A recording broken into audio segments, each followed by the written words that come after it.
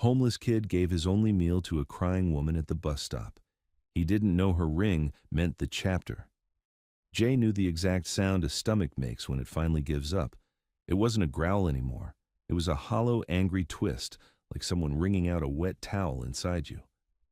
He stood under the bus stop awning with a paper bag clutched to his chest, guarding it like it was gold, while the night tried to freeze him in place.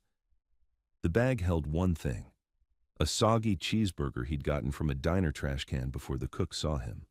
The bun was smashed, the fries were cold, it was still food, it was all he had. Across the street, the shelter line had already closed.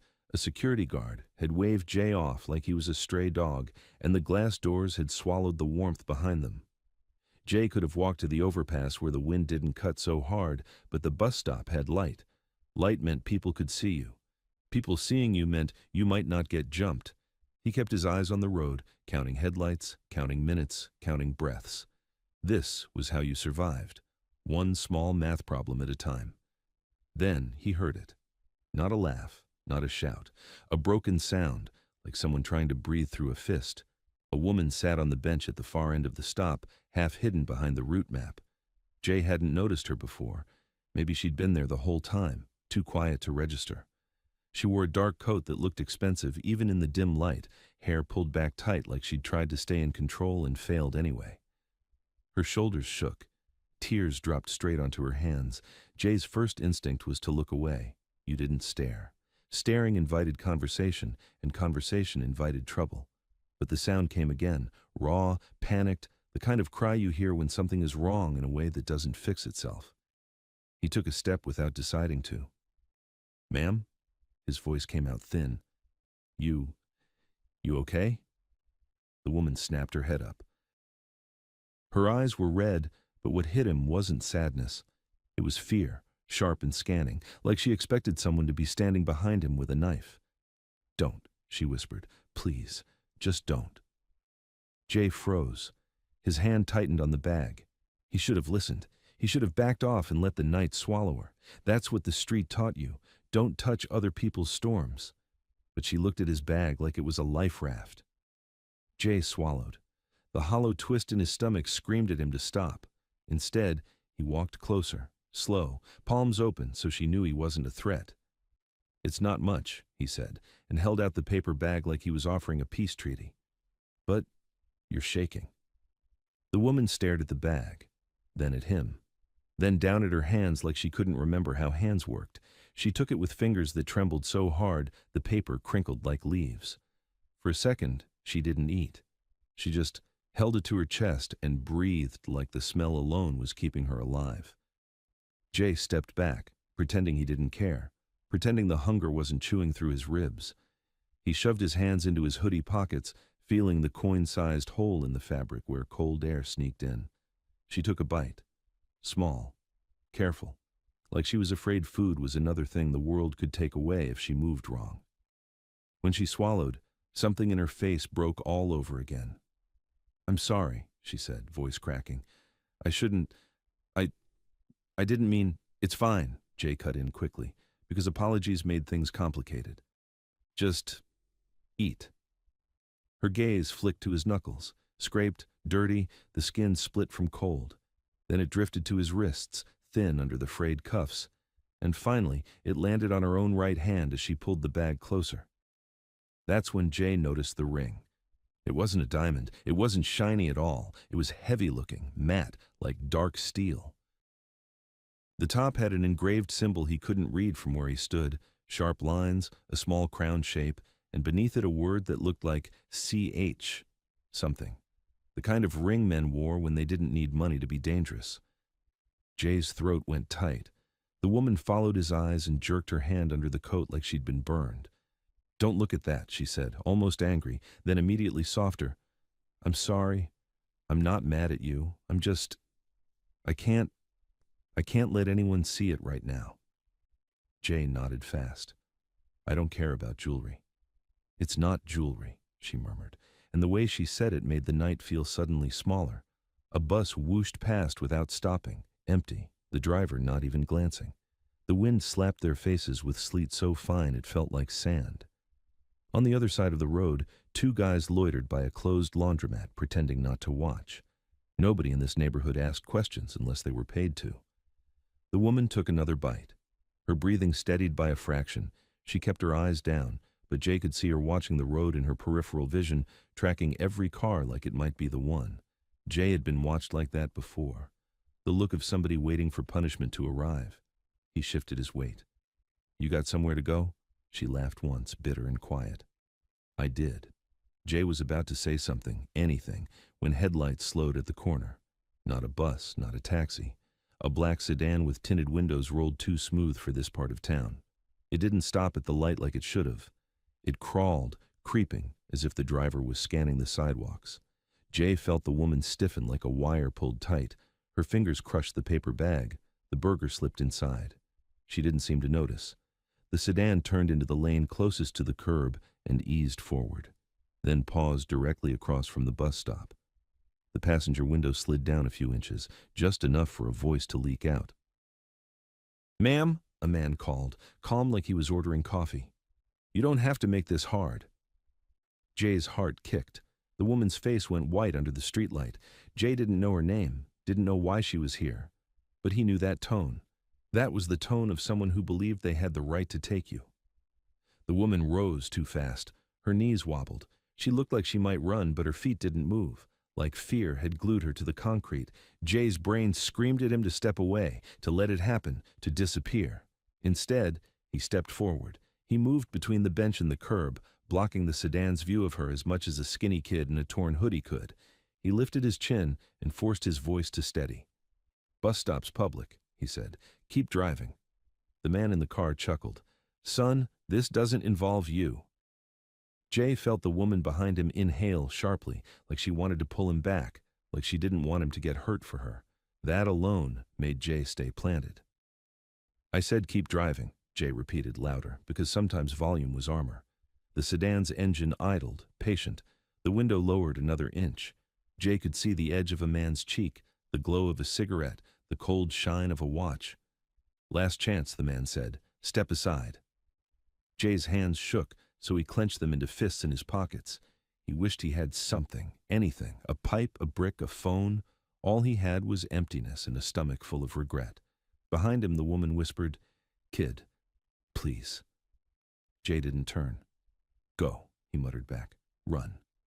"And to where?" she breathed, and it wasn't sarcasm. It was truth. The sedan's rear door clicked. Jay heard it clearly. Metal latch, seal breaking, and the sound sliced straight through the cold. The two guys by the laundromat suddenly found the sidewalk fascinating and drifted away like smoke. Even the streetlight buzz seemed to quiet, as if the whole block was holding its breath. Before we continue, tell us in the comments where you are watching this from. The back door began to open, slow as a threat, and Jay realized the man didn't need to scare her into the car. He was doing it because fear was free. A shoe touched the pavement, then another. A tall shape unfolded from the back seat, coat collar up, moving with the lazy confidence of somebody who'd never been told no. Jay caught a flash of something in the man's hand, maybe keys, maybe something worse. Then it was gone in his pocket. Jay took one step toward the curb, ready to do something stupid, ready to get hit, ready to bleed, when the woman behind him made a strangled sound and grabbed his sleeve. Her coat shifted. For half a second, her ring flashed under the streetlight, dark steel, crown symbol, and the word etched clear enough for Jay to read, "The Chapter." Jay didn't know what it meant, but he felt the woman's grip tighten like she was bracing for impact. The man's posture changed. No swagger now, just calculation, as if the air itself had turned expensive. And the man stepping out of the sedan looked straight at it. The man from the sedan didn't rush. He didn't need to. He closed the door with a click and walked toward the bus stop like he owned the sidewalk. Up close, he looked clean in a way that didn't belong here. Dark coat, trimmed beard, the kind of boots that never saw puddles. His eyes weren't angry. They were bored. "Kid," the man said, voice low, almost friendly. "You don't want to be brave for somebody you don't know." Jay felt Mara's fingers still hooked in his sleeve, shaking. The ring was hidden again, but he could feel the weight of it in his head, the word he'd read like a warning sign. The chapter. Jay swallowed. She's not going anywhere with you. The man's gaze slid past Jay's shoulder. Mara, he called, like he'd said her name 1,000 times. Come on, you made your point. Let's not do this in public. Mara's breath hitched.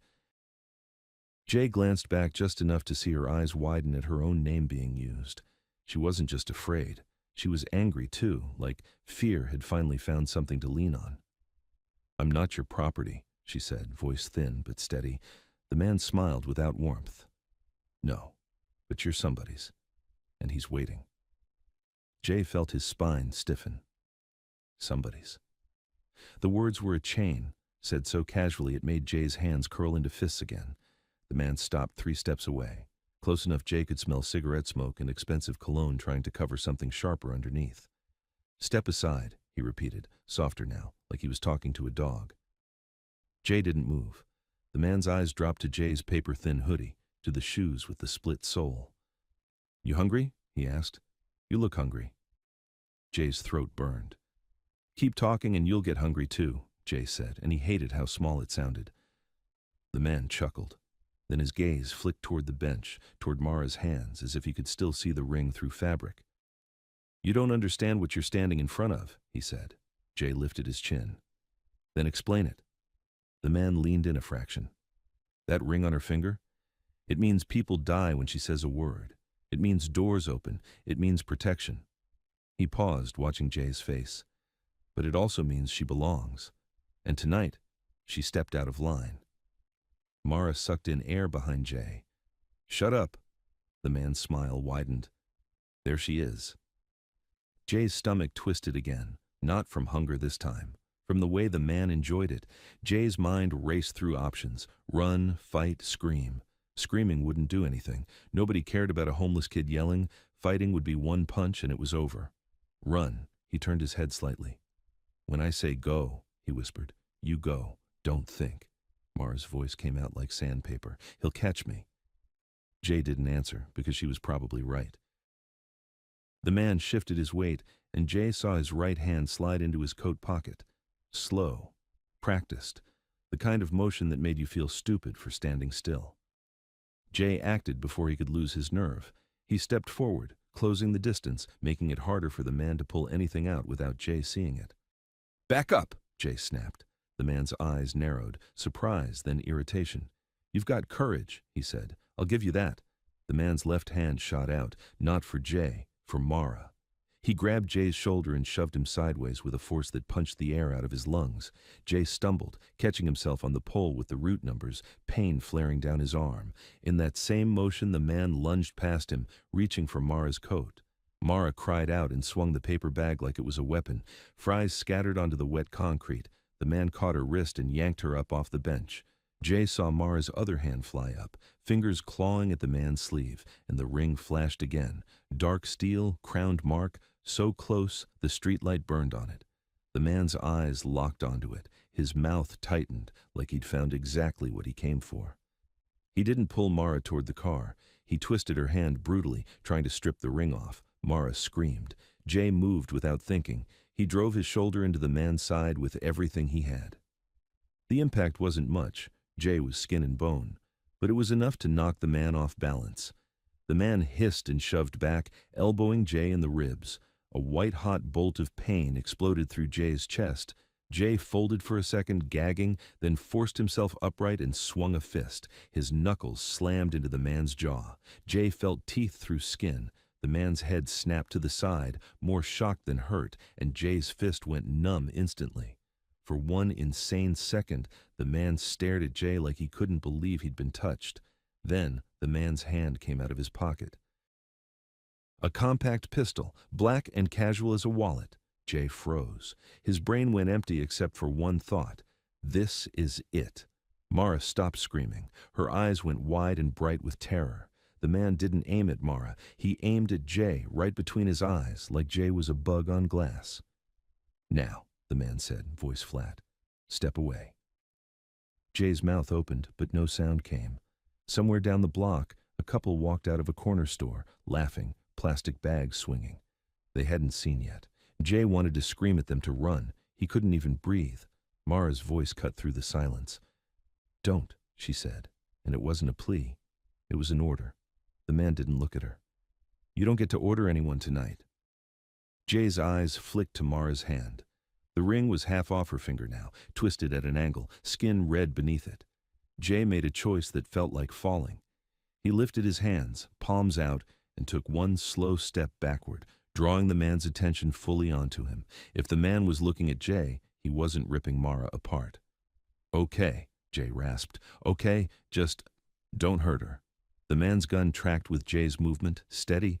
Behind Jay, Mara suddenly ducked low and shoved herself off the bench toward the far end of the stop, moving fast despite the fear. She wasn't running toward the street. She was running toward the alley between the laundromat and the closed pharmacy, the darkest gap on the block. Jay understood instantly.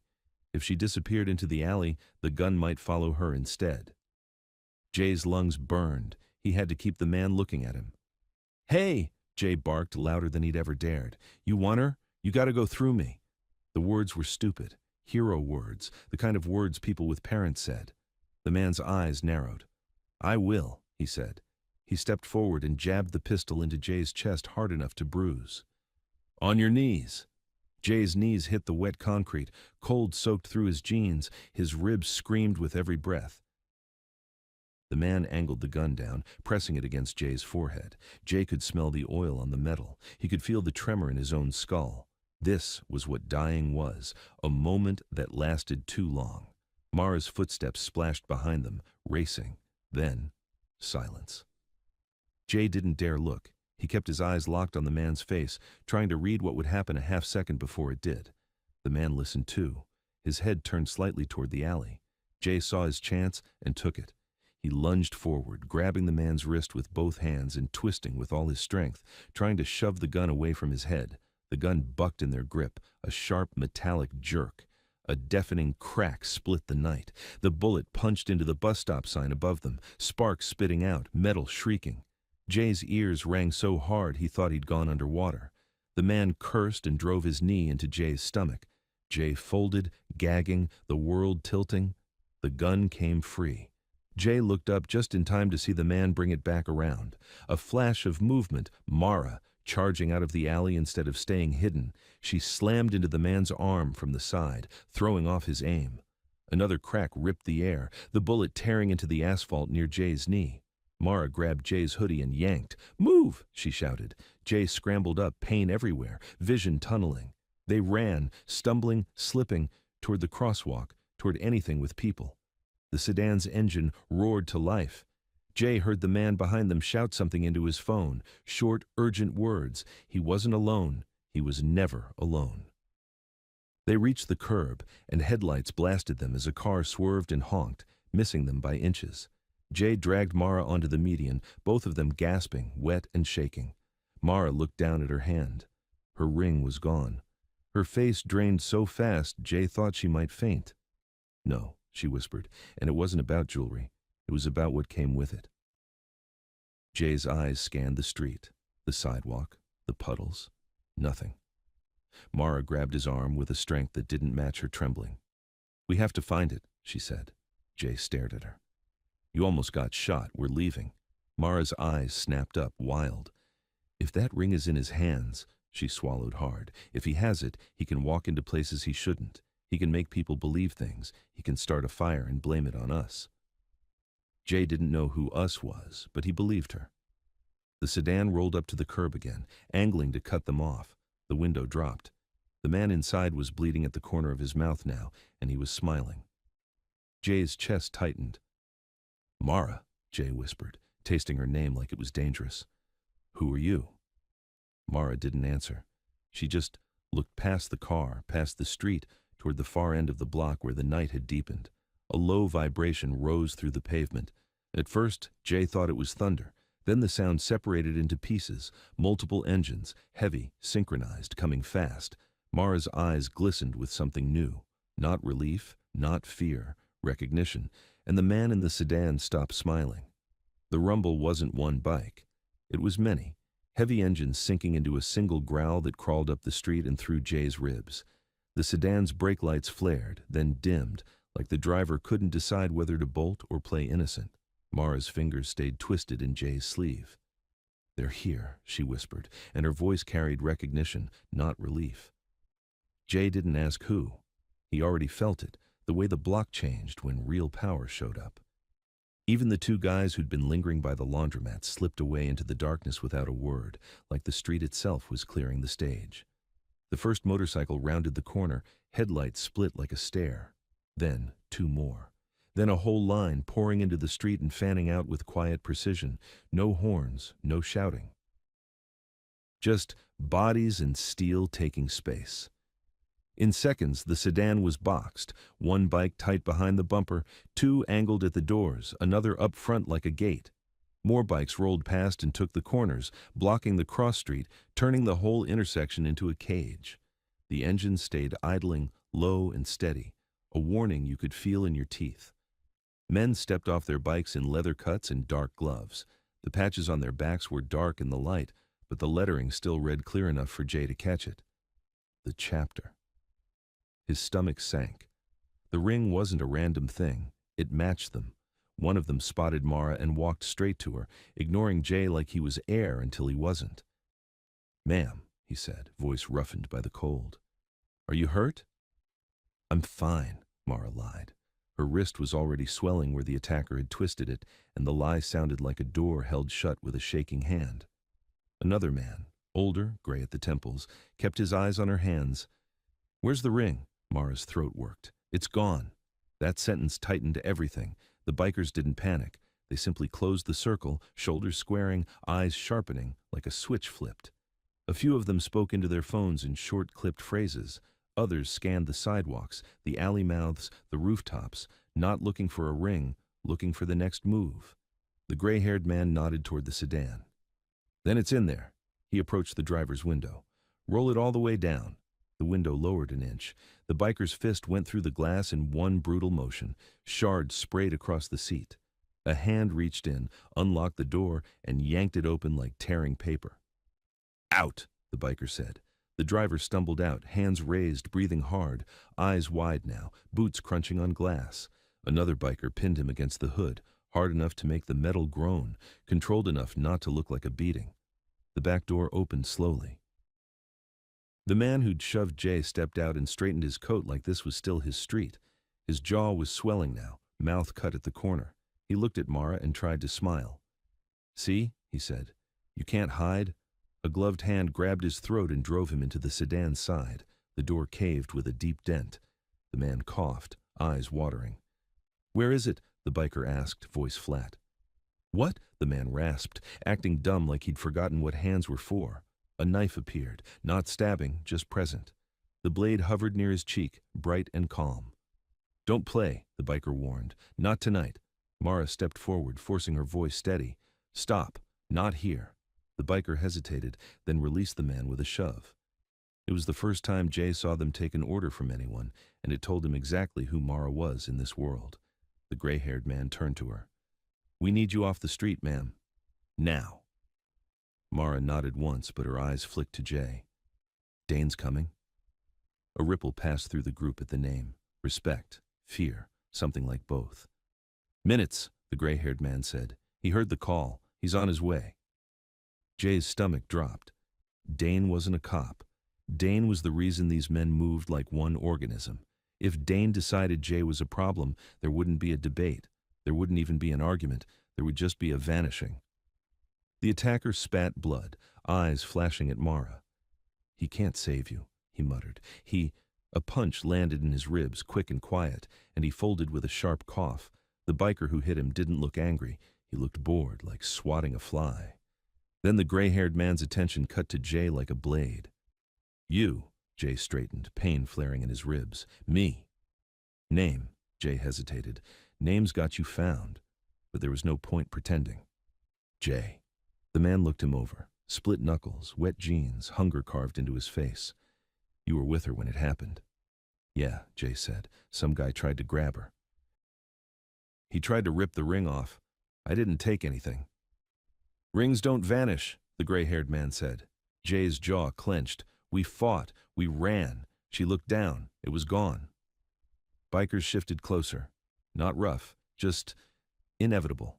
One of them reached for Jay's hoodie pocket. Jay flinched on instinct, and the biker's hand froze midair. "Easy," the biker murmured. "We're checking." Jay forced himself to stand still while gloved hands patted him down, pockets, waistband, sleeves, fast and professional. It wasn't like a cop search. It was like inventory. They found nothing. Just lint, a few crumpled coins, and the bitter proof that Jay really was as broke as he looked. Mara stepped in front of Jay. "He didn't take it. He gave me his food. He stood in front of a gun." The gray-haired man didn't even blink. "That's a nice story," he said, "but the ring means something. If it's out there, it's a problem bigger than this sidewalk." Jay wanted to shout that the problem was the man with the pistol, not a piece of metal. But every face around him said the same thing. The metal was the pistol. The symbol was the weapon. A new vibration rose through the engines, one bike coming faster than the rest. The group parted without being told, forming a lane down the middle of the street. A single motorcycle rolled in and stopped dead at the center. The rider swung off, removed his helmet, and Jay felt the air change again. Dane. He wasn't huge. He was controlled. Broad shoulders, close-cropped hair, eyes that didn't waste movement. Calm in the way a locked door's calm. Mara took 2 steps toward him, and her voice cracked despite everything she'd held back. "Dane." Dane didn't answer at first. He scanned her face, her coat, the tremor in her hands, and then his gaze landed on her bare finger. No ring. Something cold settled behind Dane's eyes. Not rage on the surface. Rage organized and waiting. He walked to the attacker who tried to stand tall and failed. Dane grabbed his collar and pulled him close enough the attacker's breath fogged Dane's cheek. "You put your hands on my wife," Dane said quietly. "You fired a gun." The attacker tried to laugh. It came out as a cough.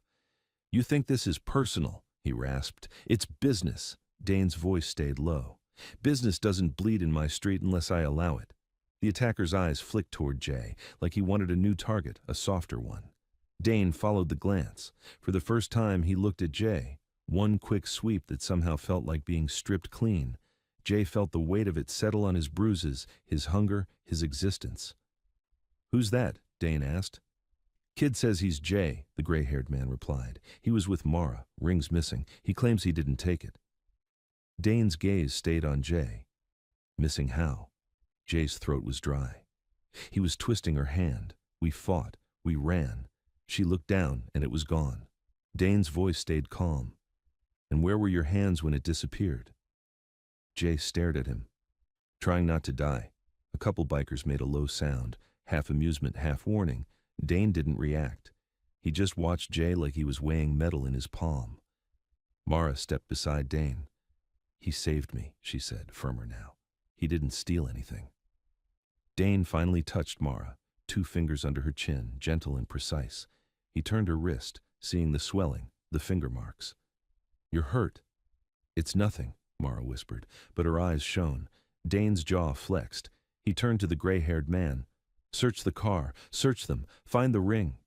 "Already doing it," the man said. "We've got glass on the seats, nothing on the floor yet." Dane nodded, then he looked at Jay again. "Bring him," Dane said. Jay's stomach tightened. "Where?" Dane didn't answer. 2 bikers moved in close, one on either side. Not grabbing, but making it clear Jay no longer chose his direction. "Don't run," one murmured near Jay's ear. "Don't lie. You'll make it worse." Jay glanced at Mara.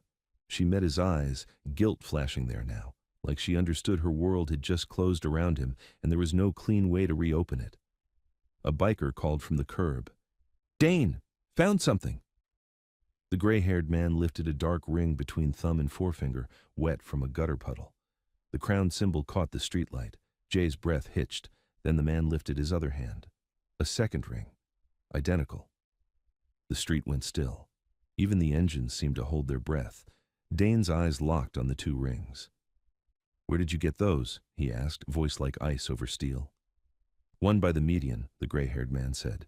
"One in the sedan's back seat, tucked under the seat edge."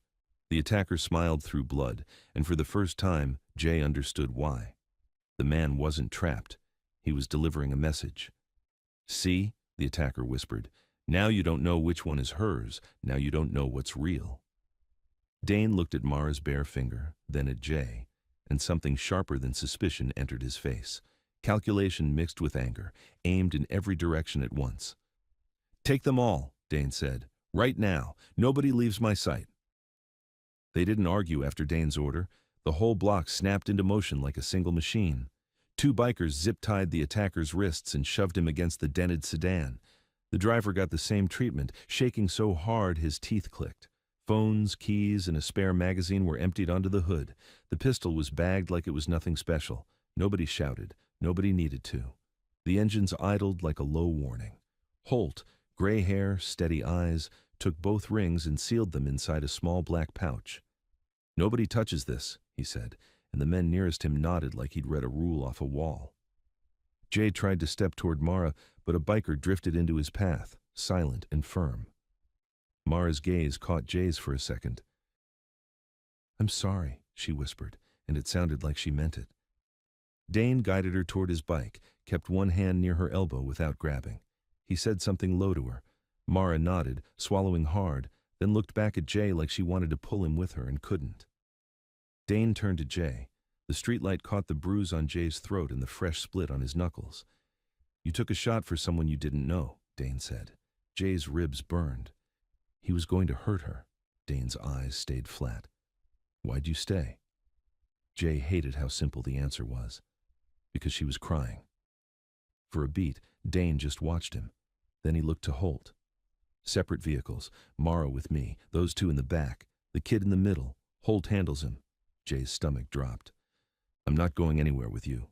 Holt stepped in close, voice calm as a closed door. "You already are. Get in." They walked Jay to an unmarked dark van. Jay wanted to fight, but fighting would just prove he was trouble. He climbed in. Inside, two bikers sat facing him, knees apart, eyes cold. One had a thin scar splitting his eyebrow. The other wore a plain silver chain and no expression at all. The doors shut, and the world turned into leather smell and engine hum. Jay pressed his forehead to the small window and watched the bus stop lights fade, along with the last place his life still felt like his. The Scarborough biker spoke first, quiet. "You got family, kid?" Jay didn't answer. The biker nodded like he expected that. "Then don't make yourself a problem. Problems get solved." The other biker finally looked up. "He's not a problem yet," he said. "He's a question." Jay swallowed. His stomach pinched with hunger, now louder than his fear, like his body was furious he'd given away its last chance. He caught himself staring at a protein bar tucked into the door pocket. His eyes snapped away fast. Holt spoke from the front seat without turning. "Full name." Jay hesitated, then gave one. It might have been true. It might have been a lie. Holt didn't react either way. "Tell me what happened," Holt said. "Start from when you saw her." Jay ran it through fast. Mara crying, the burger, the sedan creeping, the man with the gun, the ring flashing, the twist of her finger, the run, the ring gone. He described the attacker's face, his voice, the way he tried to peel the ring off like it was the real prize. Holt asked a few sharp follow-ups, where the sedan stopped, which hand held the gun, which way Mara ran first. Jay answered, forcing his memory to stay clean. One wrong detail and he could feel the room around him turning into a trap. The convoy turned off the main road. Gates slid open. Floodlights hit Jay through the window. Yard, bikes lined up, cameras watching. The van rolled in, stopped, and the doors opened. Out. Jay stepped into cold air that smelled like oil and wet asphalt. The building ahead looked plain until he noticed the symbol, crowned mark, painted small and clean on the door. The same mark from the ring. The chapter. They didn't take Jay through the front. Holt led him down a side hall where voices buzzed behind doors, short phrases, clipped names, the sound of printers and maps being slapped onto tables. Jay caught a glimpse through one open doorway, a wall of monitors showing streets, intersections, gas station cameras, not a gang hanging out, a network working. A man in gloves waited by a counter with a medical kit. Mara was there already, coat off now, wrist being wrapped tighter. She flinched when the cloth pressed her bruises. Dane stood behind her, still as a post, watching every touch like he was counting it. Mara saw Jay in the hallway and started to rise. Dane's hand settled on her shoulder, stopping her gently. Mara stayed seated, eyes tracking Jay as he was led past. The look on her face said she was trying to decide how much danger she'd just dropped on him. Holt pushed Jay into a bare room with a metal table and one bright light. The door shut. The quiet pressed in. Holt set the black pouch on the table and opened it. 2 rings slid out. Up close they were identical. Matte steel, crown symbol, the chapter, etched like a sentence carved in stone. Jay stared. There weren't 2. There are now, Holt said. That's the point. Jay's mouth went dry. Why does it matter so much? It's just... Holt's eyes hardened. That ring says she's untouchable. It opens doors. It gives orders. If someone can steal it or copy it, they can walk into places they shouldn't. He tapped the metal once with a knuckle. Soft sound, heavy meaning. A fake ring gets you through a gate. A real ring gets you through a line of men. Jay's pulse thudded. So you think I'm working with him? I think you're in the picture, Holt said, and the picture is getting bigger. Jay's throat tightened. I fed her, that's all. Holt didn't accuse him. He didn't clear him either. Right now you're a question. Questions don't leave until they're answered. The door opened. A younger biker appeared, tense. Dane wants him, now. Holt resealed the pouch and walked Jay down another corridor into the main room of the clubhouse. Wood, leather, a long table, men standing in clusters like they'd been waiting for a storm to arrive. A few faces looked at Jay with pure dislike, like he'd tracked mud onto a clean floor. Mara sat at the bar with her injured hand wrapped. She wasn't drinking the water in front of her. Her eyes went straight to Jay. Relief, guilt, fear, all of it at once. Dane stood near the fireplace, sleeves rolled, calm on the surface. Holt handed him the pouch. Dane opened it and held the rings, one in each palm. The room went silent. He tossed one ring to Mara. She caught it on instinct, then froze, staring down at it like it had turned into a snake. Dane tossed the other ring to Holt. Which one is yours? Dane asked Mara. Mara's fingers trembled. She looked from her ring to Holt's, then up at Dane. I don't know, she whispered. A low murmur rolled through the room. Shock and anger clipped short by fear of Dane's reaction. Jay felt every eye swing toward him like a spotlight. A biker with a shaved head took one step forward, jaw tight. This is why we don't bring strays inside, he muttered. Jay snapped, I didn't ask to be here. The shaved-head biker moved faster than Jay expected. He grabbed Jay's hoodie at the chest and yanked him forward. Jay's feet slid on the wood. Watch your mouth, the biker hissed.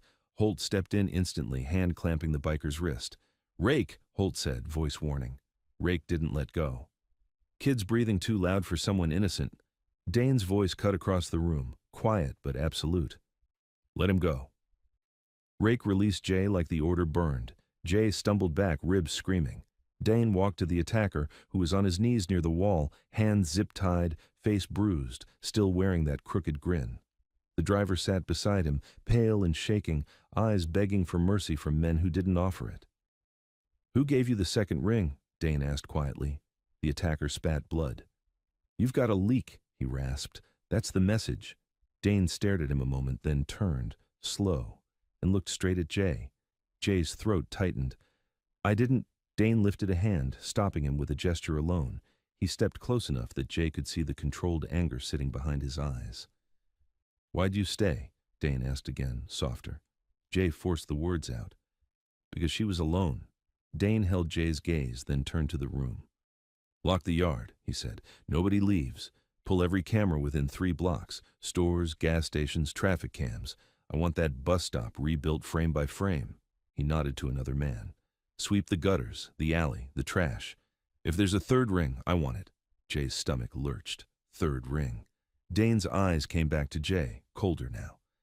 And the kid goes with the sweep team. Jay jerked. What? Dane leaned in, voice low enough only Jay could hear. If you're telling the truth, you'll help us prove it. His gaze pinned Jay in place. If you're not, you walked into the wrong house on the wrong night. Then he straightened and nodded once toward the door. 2 bikers moved in behind Jay, close, inevitable. Before Jay could move, Holt caught his sleeve. Listen, Holt said under his breath, no sudden moves out there. Keep your hands where they can see them. If the man from the sedan left anything behind, you point, nothing else. He shoved a spare leather jacket into Jay's arms. It swallowed Jay's thin frame, heavy and warm like a lie. Across the room, Mara started to stand again. Dane didn't raise his voice. He only glanced at her, and she sat back down, lips pressed tight, eyes pleading at Jay anyway. Rake watched, grin promising trouble. Jay nodded once, acting like the jacket wasn't a leash, not to them. The side exit bolt slid back with a heavy metallic clack. Outside, engines started up one by one, louder than before, like the night itself was revving. Jay realized he wasn't being escorted back to the bus stop to help. He was being taken back into the dark as bait. The leather jacket on Jay's shoulders was warm, but it didn't feel like mercy. It felt like a mark. They rolled back toward the bus stop in a tight pack. 3 bikes ahead, a pickup behind, the van in the middle with Holt driving and Rake watching Jay like he was a loose wire. 2 streets out, Holt killed the headlights and the convoy split, engines dropping to a low purr. Men melted into doorways and behind parked cars, taking corners so fast it looked rehearsed. Holt slid the van door open. "Walk it," he said. "Show me clean." Jay stepped onto the wet sidewalk. Same awning, same flickering light, same smell of cold exhaust and damp concrete. Only now the darkness was full of chapter eyes. He pointed with stiff fingers. "I was here by the pole. She was on that end of the bench." The sedan stopped curb lane, right there. He swallowed and forced himself to keep going. He grabbed her wrist, tried to twist the ring off. I hit him. He pulled a gun. It went off, hit the sign. We ran. She noticed it missing on the median. Holt's flashlight swept the ground. Cold fries, the torn bag, a smear of sauce. Jay's stomach cramped at the sight. It was proof of how stupid and hungry he'd been. Rake towed the bag. "You really handed this over." Jay didn't answer. If he spoke, his voice would shake. Holt moved to the sign and aimed the light upward. The bullet scar was still there, a bright, raw notch in the metal. He reached up with a gloved hand and pried at the edge.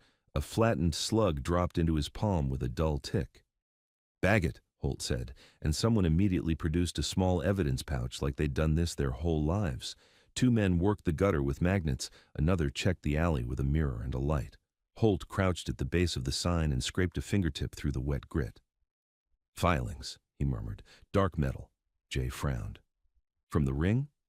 "From work," Holt said. "Not from a drop." A magnet clinked. One of the men held up a thin curved sliver of dark metal, like a shaved-off strip. Holt took it and turned it under the light. "Casting scrap," he said. Jay's pulse jumped. "They were making rings out here?" Holt's gaze tracked the sidewalk like it might confess. "Or finishing one. Quick polish, quick fit, quick switch." Rake's eyes stayed on Jay. "You ever see a jeweler's bench, kid?" Jay shook his head. Rake nodded toward the curb. "You're looking at the cheap version."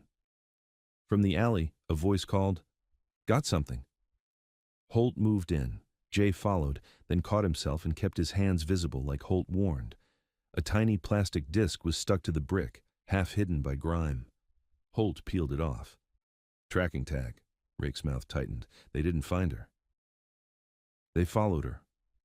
Jay stared at the tag, thinking of Mara sitting alone, crying, already hunted before he ever showed up. Another man held out a crushed cigarette pack. Inside was a folded square of wax paper. Holt opened it carefully, a gray smear, and pressed into it, half a crowned symbol, sharp and deliberate like a test stamp. Jay whispered, "That's the mark." Holt's jaw tightened. "Copywork." A biker at the far end of the stop shined his light under the bench, then reached and pulled out a cheap prepaid phone taped to the underside, camera lens facing out. The screen was cracked, but the red recording light was dead. "They filmed it," the biker said. Holt took the phone and turned it in his hand, eyes narrowing. "They wanted proof, or they wanted to see how fast we came." Jay's throat went dry. "So this whole thing was a test?" Rake's gaze stayed flat. "Everything is a test." A car idled too long at the far intersection. Holt's head lifted a fraction, and every man around them shifted without a word. The car rolled on. The street stayed tense anyway, like it had learned a new rule. Then, an engine cut hard from the far end. 2 bikes coming in fast, lights off. Holt snapped, "Down." Jay dropped behind a parked sedan. Water soaked his knee through the denim. He heard boots splash. A low voice, close now. "Kid," it said, "come out. We're not here to hurt you." Jay didn't breathe. A hand slid under the bumper, searching. A gloved fist clamped that wrist and yanked. The man hit the side of the car with a grunt as Holt's crew folded him in, forearm across the throat, hands twisting him to the pavement. The second rider tried to swing his bike around, but Rake stepped into the street with a pistol leveled, calm as a stop sign. "Off," Rake said. The rider dropped the bike and raised his hands. Holt hauled the first man into the streetlight. Young, wet hair, eyes wide but not surprised, like he'd been paid to take a risk. Zip ties snapped tight. "Who sent you?" Holt asked. The man swallowed. "Burner call." "From who?" Holt pressed. "I don't know," the man blurted. "Blocked. Said the chapter would come back to clean up. Said to grab the wax and the tag. Said there'd be metal scrap. Take that too. And if I saw the kid..." Rake stepped closer. "If you saw the kid, what?" "Bring him," the man said fast. "Alive. They said he touched the ring. They said he might have seen the real one." Jay's blood went cold. "I don't know you." Holt's stare didn't move. "Why alive?" The man's eyes flicked to the ground. "Because he's proof," he whispered. "Because if he disappears, people talk. If he's alive, he can be used. That's what the call said." Holt leaned closer, voice low. "Used how?" The man shook his head, almost crying now. "I don't know, I swear. Just bring him." Rake's jaw worked like he wanted to hit him and knew he wasn't allowed. "They're treating a hungry kid like a chess piece," he muttered. Holt straightened. "Pack it." They moved fast. The two bikes were shoved into the gutter, engines killed. The taped phone, the wax, the tag, the scrap. Everything was bagged. The riders were loaded into the pickup. Jay was guided back into the van with a hand firm on his shoulder, steering, not comforting. On the ride back, Holt spoke into his phone in short bursts. Filings, casting scrap, tag, wax imprint, taped phone, 2 retrieval guys. Orders were kid alive, phrase used, real ring. The gates opened. Floodlights washed the yard. Inside the clubhouse, the main room was tight with bodies and low voices, like anger had filled the air and turned it thick. Dane stood at the long table with maps spread out. Mara was beside him, wrist-wrapped, face pale but controlled. When she saw Jay, her eyes flickered with guilt and something like relief. Holt laid out what he found: wax paper, metal strip, the tracking tag, the taped phone, the flattened bullet. "They weren't improvising," Holt said. "They staged it. They recorded it. They came back for cleanup, and they want the kid alive. They said he might have seen the real ring." Silence hit the room. Dane's gaze went to Mara. "They tagged you." Mara swallowed. "I checked my car, my coat." "You can't check what you don't know exists," Dane said, voice quiet and dangerous. He looked at the phone. "They wanted to watch us bleed in real time." Holt set the black pouch down. Dane opened it and slid both rings into his palms. He held them under the light, rotating them slowly. "Mara," he said, "no guessing." Mara leaned in, eyes narrowed, breathing shallow. Then she pointed. "That one." "How?" Dane asked. "There's a dent," Mara whispered, "inside edge, from a kitchen drawer. I never fixed it." Dane found it, tiny, real. He set that ring down, then took the other and scraped the inside with his thumbnail. A thin line of dark coating flaked away, revealing brighter metal beneath, plated. Fake. A low sound moved through the room like a growl swallowed back.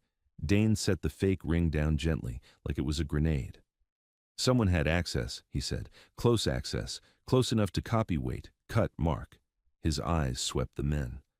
"And someone thought they could hand me a fake crown and watch what I do." No one spoke. Even Rake looked suddenly careful. Dane pointed at Holt's evidence. "Pull every camera within 4 blocks, he ordered. "Traffic, stores, private door cams. I want the first time that sedan appears, and I want where it goes after." He nodded once toward the 2 captured riders being dragged past the hall. "Separate them. No stories shared. I want names or I want silence on my terms." Then Dane finally looked at Jay. Jay braced for the verdict. Dane didn't accuse him. He nodded once toward the bar. "Feed him," he said. "Warm him up. He's not leaving, but he's not starving in my house." A plate appeared in front of Jay minutes later. Hot stew, bread, steam rising like a miracle he didn't trust. Jay stared at it until Mara's quiet voice reached him. "Eat," she said. Please." His hands shook as he lifted the spoon. The first bite burned warm down his throat, and his eyes stung from more than heat. Rake stood behind him, arms crossed, still suspicious, but he didn't knock the bowl away. That was the closest thing to permission Jay had ever gotten. Across the room, Dane turned back to the table. "Find who made the copy," he said. "Find the third piece, because the next time someone wears our mark, I want to know whose hands put it there." Jay kept chewing because stopping felt dangerous and because the truth hit him hard and simple. The third piece wasn't another ring. It was the person inside the chapter who helped make it. Jay ate fast, like the bowl might be taken away for a mistake he hadn't made yet. The stew burned his tongue, but he didn't slow down. Heat climbed into his chest and made his eyes sting. Hunger never left clean. Rake leaned on the bar, watching. "Look at that," he muttered. "He eats like he's been locked up." "I've been outside," Jay said, wiping his mouth with his sleeve. "That's still a cage." Mara's wrapped wrist rested on the counter. She kept glancing at Jay like she wanted to apologize and didn't know how. Once, quietly, she slid a second piece of bread toward him. Jay hesitated, then took it without looking at her because looking made it feel like a debt. Across the room, the clubhouse moved with quiet purpose. Men on phones, someone dragging a laptop to the table, evidence bags laid out like tools. It wasn't chaos, it was routine, and that scared Jay more than shouting would have. Down the hall, the captured writers were being separated. Jay heard one of them sob, then cut off abruptly when another voice went calm. "You don't have to cry," that calm voice said. "You just have to answer." The sobbing stopped. Boots moved, a chair scraped, then nothing, like the building had swallowed the sound on purpose. Holt passed the bar and tossed Jay a paper and a pen. "Draw him," he said. "The man who came out of the back seat. Focus on anything sharp. Scar, tooth, nose." Jay stared at the blank page. His hands shook from cold and adrenaline, and the fact that he'd punched someone with an empty stomach. He forced the pen down anyway. He sketched the attacker's jawline, the beard line, the way his eyes narrowed when he smiled. It came out rough, but it was something. Holt studied it, then nodded once and folded it like it mattered. "Good." Rake watched, unimpressed. He could draw anybody. Holt's eyes flicked to Rake. He could also draw nothing. He's drawing. Rake's mouth tightened, but he didn't push. Mara leaned in slightly, voice low. "His name?" Jay didn't answer right away. Names were handles. Handles got used, but she'd already been dragged into his night. "Jay," he said. "Jay," she repeated like she was trying to fix it in her head. "Thank you." Jay shrugged, pretending it didn't land. "Just don't get me killed." Mara's throat worked. "I'm trying." Holt called Dane into a back office. Rake drifted after them, and Jay hovered near the doorway until a biker's look warned him to stop. He stayed close enough to hear, because not knowing felt worse. A man with glasses tapped a laptop. "Got something on the taped phone," he said. "Memory's half fried, but there's a clip, short." The video played from under the bench, grainy legs, Mara's boots, the attacker's shadow, the gunshot cracking the audio. Jay heard his own gasp, thin and animal. Then, for one clear second, the ring flashed. The chapter burning under the streetlight before the clip cut out. "That's it?" Rake snapped. "Wait," the glasses man said, scrubbing forward. 3 minutes later, someone comes back. A hooded figure stepped into frame, face wrapped in a scarf, hands gloved. He crouched, reached under the bench, and peeled the taped phone away. In his other hand was something dark and small. A ring. Jay's mouth dried out. "That's when it disappeared." Holt nodded. "Not during the fight. After. That means the whole scene was staged to create chaos, then cleaned by someone who knew what to look for." Rake's eyes slid to Jay. "Or the kid handed it off." Jay snapped. "I was on my knees with a gun in my face." Dane's voice cut through, quiet. "Enough." Dane leaned closer to the screen. "Zoom the hands." The glasses man zoomed. Pixels broke, but a detail held. The cuff of the hooded figure's glove showed a thin stitched band, one of the chapter's colors, subtle but deliberate. Not a patch, not a full cut. A small strip you'd only wear if you wanted to be seen by the right eyes. Holt went still.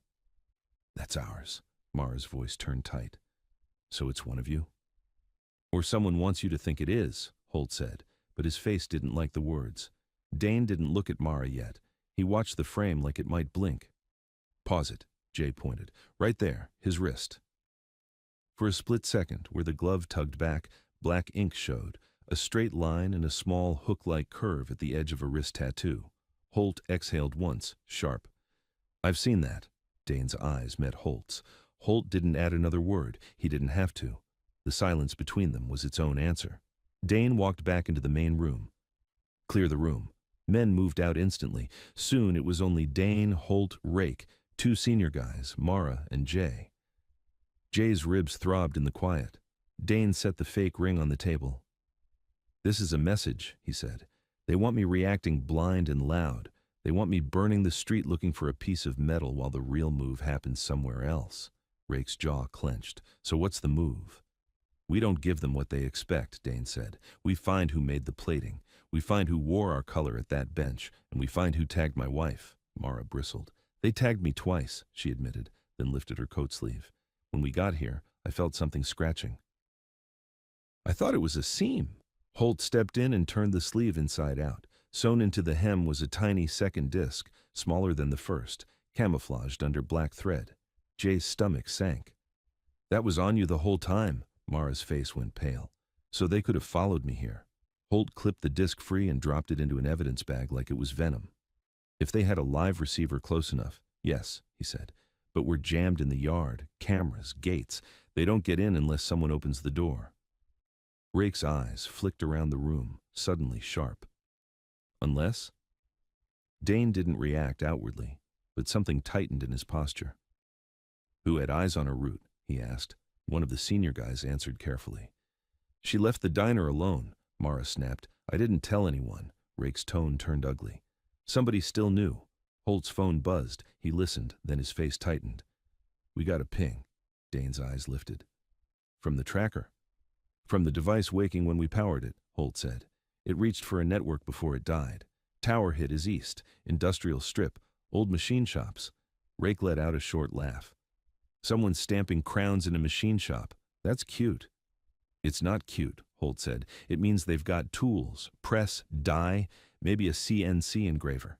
They can copy weight, cut, and finish. And if they can do that once, they can do it again. Mara swallowed. They can put your mark on anyone. Dane tapped the fake ring once. Which is why we let them think it worked. Rake blinked.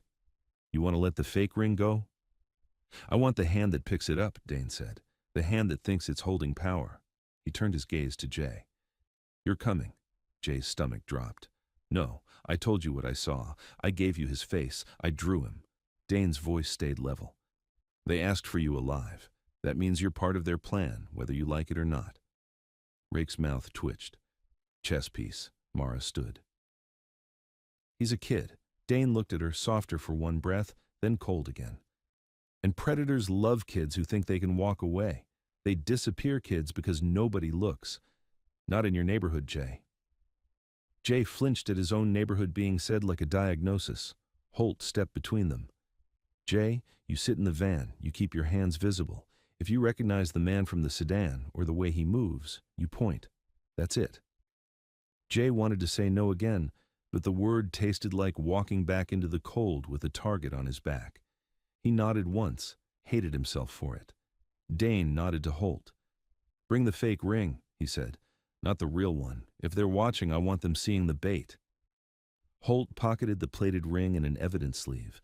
They moved toward the side exit. A prospect named Toby hovered near the hall, pale and sweating, holding a trash bag like he'd been told to clean up something he didn't understand. When he saw Dane, he flinched and tried to disappear into the kitchen. Jay watched him. Something about the kid's panic didn't fit the situation. Everybody here was tense, but Toby looked like he'd swallowed a siren. Rake noticed. You staring at the prospect? He looks like he's hiding, Jay muttered. Rake's voice went flat. Everyone's hiding something. Outside, bikes rolled toward the gate. Holt pushed Jay into the van's back seat and tossed him a knit cap and gloves. Cover your hands, he said. No prints anywhere near that district. Jay pulled the gloves on. They fit too well, like they'd been waiting. Rake climbed in across from him, close enough Jay could smell tobacco and cold leather. "You try anything," Rake said quietly. "I'll stop you before you blink." Jay stared back. "I'm not trying anything. I'm trying to live." The van started. The gate slid open. Cold air rushed in, and the yard lights faded behind them. They cut through back streets instead of the main road. Warehouse fences slid by, graffiti washed pale by the van's headlights. Holt spoke into his radio in clipped bursts, calling positions, calling plates, calling a meet point like this was a routine run and not a kid's life hanging off it. Jay glanced back through the rear window. Toby stood in the doorway watching them leave, face white, fists clenched. When Jay met his eyes, Toby dropped his gaze fast, like he'd just been caught. Then the doorway widened, and a taller shadow settled behind Toby inside the clubhouse, close enough that Toby's shoulders tightened. Jay couldn't see who it was, but he felt the warning, and the van turned toward the dark road leading straight into the machine shop district. The machine shop district didn't feel like a neighborhood. It felt like the city's bones, bare concrete, chain-link fences, puddles that smelled like old oil. The streets were wider and emptier, built for trucks, not people. Every building looked closed, but Jay kept seeing tiny signs of life. A cigarette ember in a doorway, a curtain twitching in a second-story window, a security camera that tracked the van like it recognized the plates. Holt killed the radio and slowed 2 blocks before the tower hit area. The convoy peeled off, bikes disappearing into side lanes and loading bays, taking positions where they could see without being seen. The van rolled alone for the last stretch, ordinary in a place full of ordinary working vehicles. Rake sat across from Jay, still, eyes never stopping on one point for long. "Whatever happens," he said, "you don't open your mouth unless Holt tells you." Jay swallowed. "I'm not trying to be a hero." Rake's lips barely moved. "Good. Heroes die first." The van turned into a narrow lane between 2 warehouses.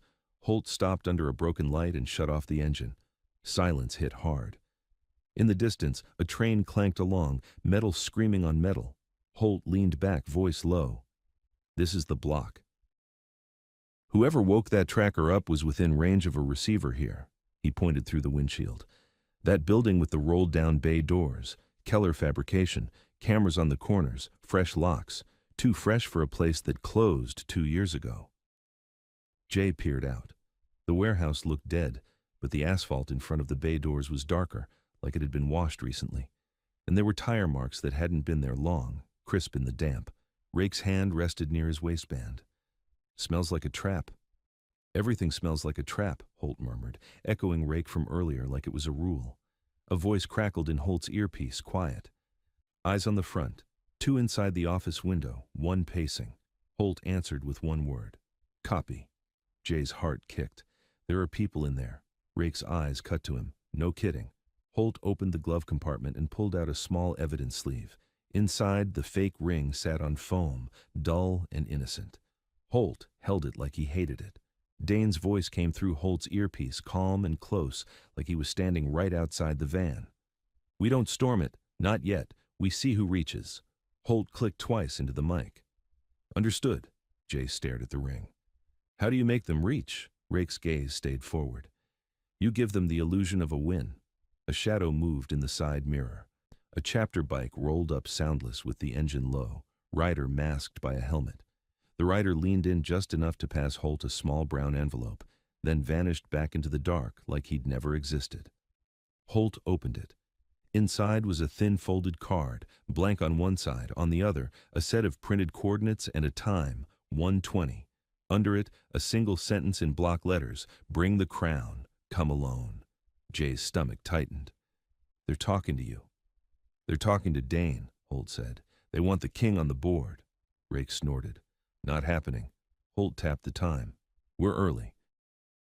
"That means we're in position before the hand reaches." Jay's mind raced. "So we wait." Holt nodded once. "We wait." They did. Minutes crawled. The warehouse stared back with its dark windows. Somewhere behind them, a dog barked once and went quiet. A semi rumbled past at the far end of the block, driver never looking into the lane. Jay tried not to think about the warmth of the clubhouse fading from his bones.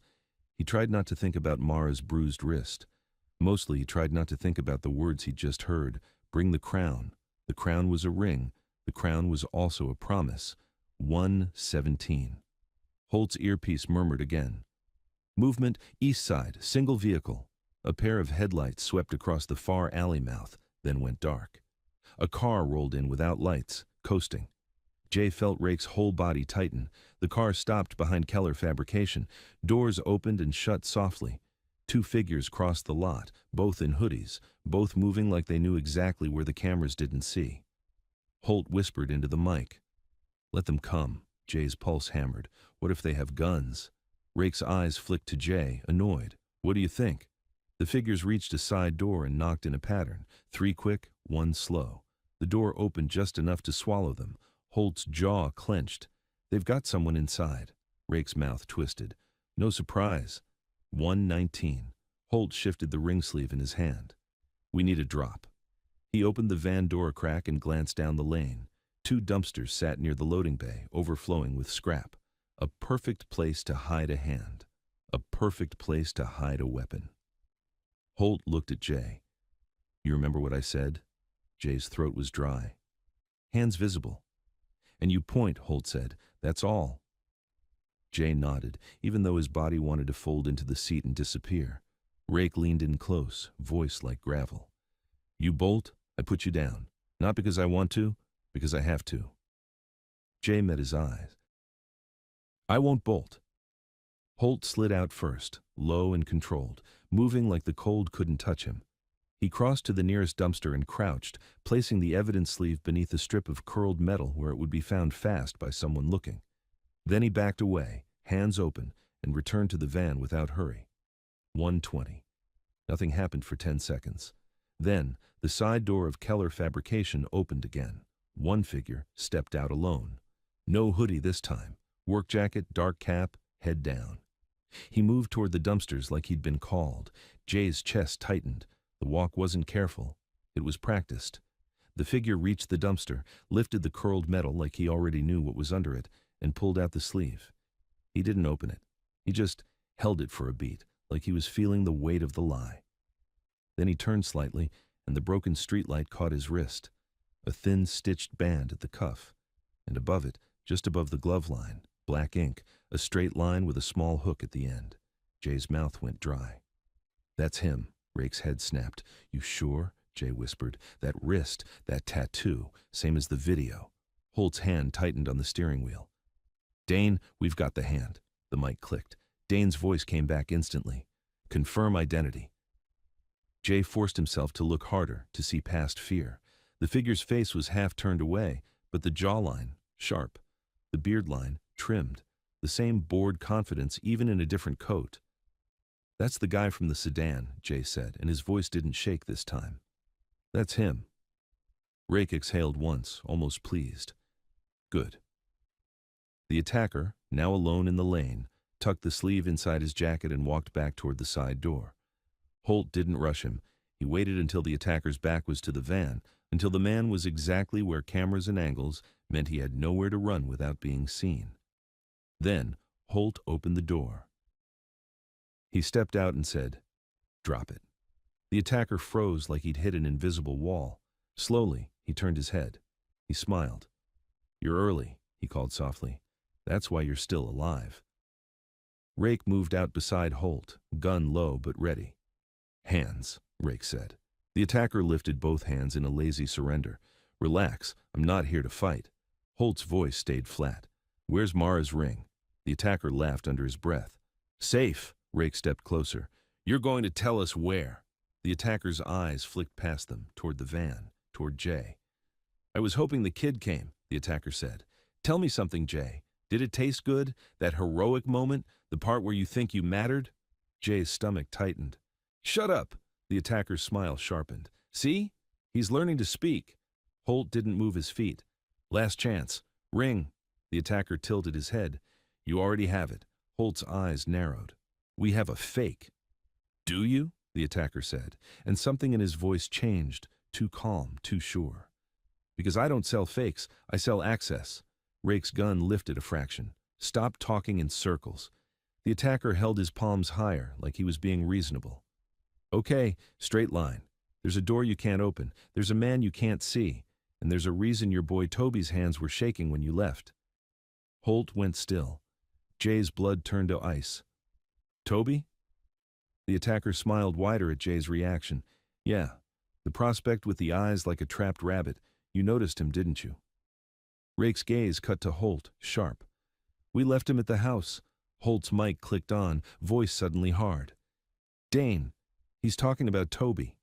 A beat of silence, then Dane. Say it again. The attacker leaned forward just a touch, like he was offering a secret. He's not a rabbit, he's a door. He opens when you push the right fear. He tapped his own wrist. You want your wife safe? You want your real ring back? You'll do what the note says. Holt's jaw clenched. You're stalling. I'm counting, the attacker said softly. Holt's eyes narrowed. Counting what? The attacker's gaze slid to the roofline of Keller Fabrication. Seconds. Rake's head snapped upward. A metal clang rang from inside the warehouse like a chain being dropped. Then a second sound, sharper, closer, like a roll-up bay door latch releasing. Holt's voice cut through the lane. Back! Rake shoved Jay down inside the van at the same moment the warehouse bay door began to rise with a grinding scream, spilling a strip of light onto the wet asphalt. And in that strip of light, Jay saw the silhouette of a man holding something that looked a lot like a ring press. And a gun. Rake's shove drove Jay down onto the van's floor. Jay's cheek hit cold metal, and the sound of the bay door grinding upward filled his skull like a siren. Holt was already moving. Door open, boots on asphalt, voice sharp but controlled. Cover! Holt snapped. Outside, the lane exploded into motion without noise. Chapter men appearing from shadows, fanning to angles they'd already chosen. Jay caught a flash through the gap under the van door, the attacker still standing near the dumpster, hands up, smiling like he'd rehearsed this part. The bay door rose another foot, spilling more light, and a silhouette stepped into it. Broad shoulders, work apron, something heavy in one hand. For half a second, it did look like a ring press. Then, the silhouette lifted his other hand. A gun. Jay's stomach dropped. A shot cracked. The sound bounced off the warehouse walls and came back doubled. Sparks jumped from the van's side panel. Rake swore and fired once. Not wild, not fast. Just a clean, ugly punctuation. The silhouette staggered backward out of the light. Holt grabbed Jay by the jacket collar and dragged him deeper into the van, keeping his own body between Jay and the open lane. Stay down, he hissed. No peeking. Jay clenched his teeth and stayed flat, hands pressed to the floor like the metal could anchor him. Outside, boots slapped puddles. A bike engine flared, then cut. Another shot popped, closer, followed by a shout that wasn't pain, just a command. Left, left! Holt's radio chirped. Dane's voice cut through the static. Status! Holt pressed the mic with 2 fingers. Warehouse doors the play, armed inside. We've got the sedan man outside. He's bait. A beat. Do not lose him, Dane said. Rake's voice came back hard. He's about to lose himself. Jay heard Rake move. Fast steps, then a thud like a shoulder hit flesh. A grunt. The attacker's laughter cut off. Holt stayed at the van door, weapon low but ready, eyes locked on the rising bay door. The door was halfway up now. The light inside showed more than a silhouette, tools on benches, a vise, metal shavings glittering on the floor like frost, and at the back, a work table with stamps laid out in neat rows, crowns. The man inside stumbled into view again, clutching his shoulder, gun still raised. Holt didn't rush him. He waited until the man's arm trembled, then spoke in a voice that didn't need volume. Drop it. The man tried to lift the gun higher. A second chapter man, masked, moving like he'd been born in shadows, appeared at the bay's edge and kicked the man's knees. The gun clattered. 2 boots pinned his wrist. The masked man stepped on the barrel like it was trash. The armed man's face twisted. You don't get it, he spat. You're too late. Holt stepped inside just enough to see the whole room. He scanned the corners, the rafters, the side doors. Clear, he barked, and men flowed in behind him, checking angles, pulling curtains, flipping lights. Jay's pulse hammered. The van door stayed open. Cold air poured over him. He forced himself to crawl up to the bench seat without rising into the line of fire. Through the windshield, he saw Rake with the attacker pinned against the dumpster, forearm across the attacker's throat. The attacker's cap had fallen off. Blood ran from his lip again, but his eyes were bright with satisfaction. "You're not angry enough," the attacker rasped. "That's the problem." Rake shoved him harder. "You want me angry?" The attacker coughed out a laugh. "I want Dane angry." Holt's voice came from inside the warehouse. "Get in here." Rake dragged the attacker toward the bay. Jay's ribs screamed when he breathed, but he pushed himself up enough to see inside. The machine shop was too clean for a place running legit. On one bench sat a small digital scale. On another, a set of steel dies stamped with the crown symbol. A cheap engraver was clamped to a table, the bit still warm. And in the center, bolted down, was a compact press with a circular cradle sized for a ring face. Jay's mouth went dry. "You made it here." Holt glanced back at him. "You stay by the door," he ordered, like Jay was a dog he didn't trust. Jay stayed because the room smelled like metal and trouble. Rake threw the attacker into a chair and zip-tied him to it, tight and efficient. The attacker didn't resist. He stared at the press like it was a trophy. Holt lifted a ring blank with gloved fingers. It was unfinished, dull, the crown barely visible. "How many?" Holt asked. The attacker smiled. "Enough." Holt set it down and picked up a tray.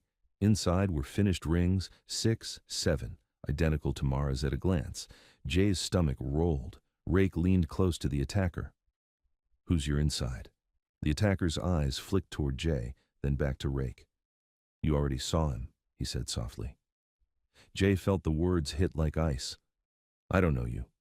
The attacker ignored him. "A door is only a door," he murmured, "until somebody holds it open." Holt snapped, "Names." The attacker laughed again, and this time it wasn't fearless. It was delighted. "You'll eat your own," he said. "That's what the ring is for, not access, distrust." Holt's jaw worked. He turned, scanning the benches, and his flashlight caught something taped beneath a metal shelf. He ripped it free and slapped it onto the work table. A printed photo. Toby. Jay's stomach dropped so hard he thought he might throw up.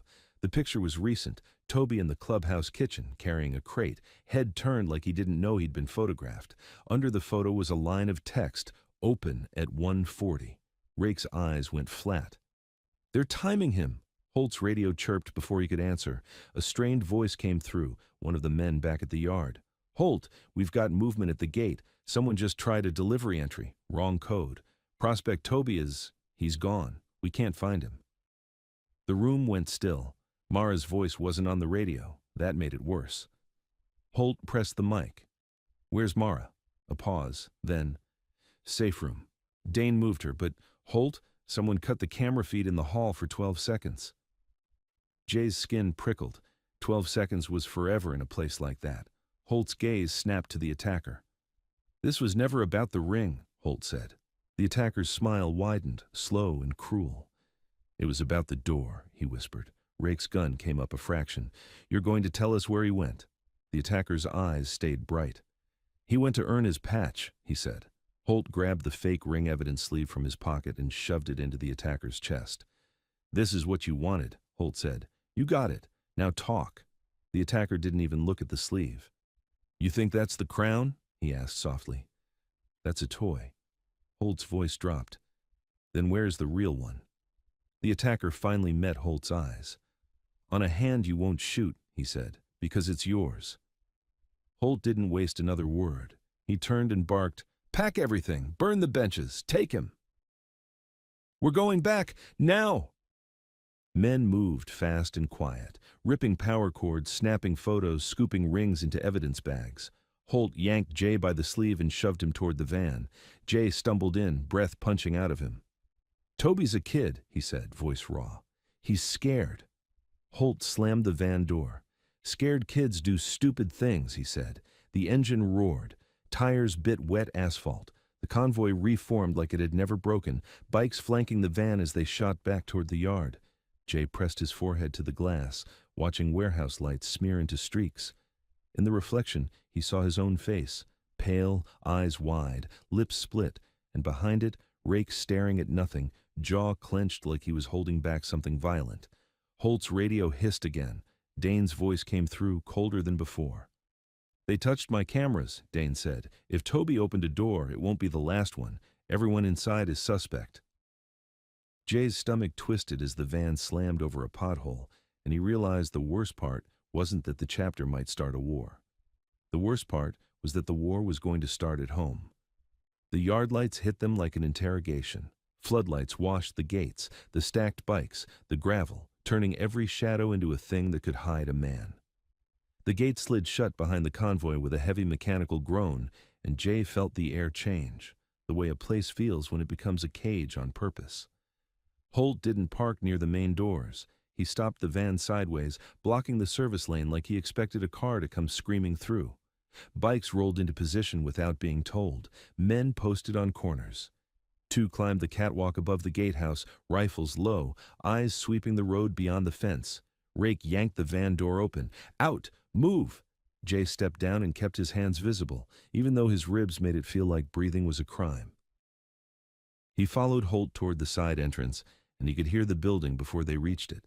Voices clipped short, boots moving fast, radios hissing, the kind of controlled panic that meant something already went wrong. Inside, the main room looked the same but felt different. Chairs were pushed back. The long table was cleared and covered in maps again, but now there were extra lines, fresh marker strokes, circles around gates, camera positions, blind spots. The men weren't clustered in their usual groups. They were spaced out, watching each other. Dane stood at the center like a fixed point in a storm. Mara was nowhere in sight. Holt crossed to him and spoke low. "Machine shop confirmed. Press, dies, finished copies. We caught the sedan man and another shooter. We pulled a photo of Toby and a note. Open at 1:40. Yard team reports Toby missing. Hall camera feed cut for 12 seconds. Dane's face didn't change, but the room got colder anyway. "Where are the prisoners?" "On the way in," Holt said. "Separate." Dane nodded once, then looked past Holt and locked eyes with Jay. Jay's stomach tightened like he'd swallowed wire. "You," Dane said, and it wasn't a question. "Did you see Toby talk to anyone before we left?" Jay shook his head. "I didn't even know his name until—" "Answer what I asked," Dane cut in, calm as a blade. Jay forced his mind back. The kitchen doorway. Toby sweating, holding a trash bag like it weighed 100 pounds. The taller shadow behind him. Jay hadn't seen a face. "I saw him watching us leave," Jay said. "He looked terrified, and there was someone behind him, taller. I didn't see who." Rake stepped in, voice sharp. "He noticed Toby before any of us did." That earned Jay a quick glance from a few men. New, assessing. Not trust, interest. Dane turned to the room. "Lockdown," he said. "Full. No one in, no one out, not even to smoke. Phones stay on the table, cuts come off." A murmur rolled through them. That last order hit hard. Cutting a patch off in that room wasn't punishment. It was stripping identity. Rake's jaw flexed. "Dane!" Dane's eyes cut to him. Rake shut his mouth. Men started obeying anyway because arguing with Dane was like arguing with gravity. Vests came off. Cuts laid on the table. Phones followed, one by one, until the tabletop looked like a pile of metal and screens. Jay watched it happen and felt a weird twist in his chest. These men lived by rules that terrified him, but they followed them like religion. Holt moved to a bank of monitors and rewound footage with a tech beside him. "Show me the 12 seconds, he said. The hall camera played. Empty corridor, then Toby's skinny figure rushing past, head down. He paused at a service closet, glancing over his shoulder. His hands moved, fast, at the panel beside the door. Then the feed glitched to black. 12 seconds. The video returned with Toby backing away from the panel like it burned him. He slipped into the closet, and the door shut. Holt paused it. "He killed the feed himself," Holt said. Rake snorted. "Or someone killed it for him." Dane didn't speak. He watched Toby's face frozen on the screen, eyes wide, lips moving like he was counting under his breath. Holt nodded to a runner.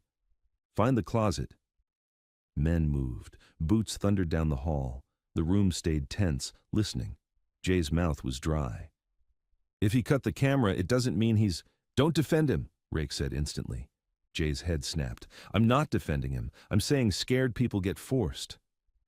Rake stared him down. "You talking like you know our world." Jay's voice came out rough. "I know fear. That's enough." For half a second the room went quiet, like someone had dropped a glass and they were waiting for it to break. Dane's gaze flicked to Jay, measuring, unreadable. A radio crackled.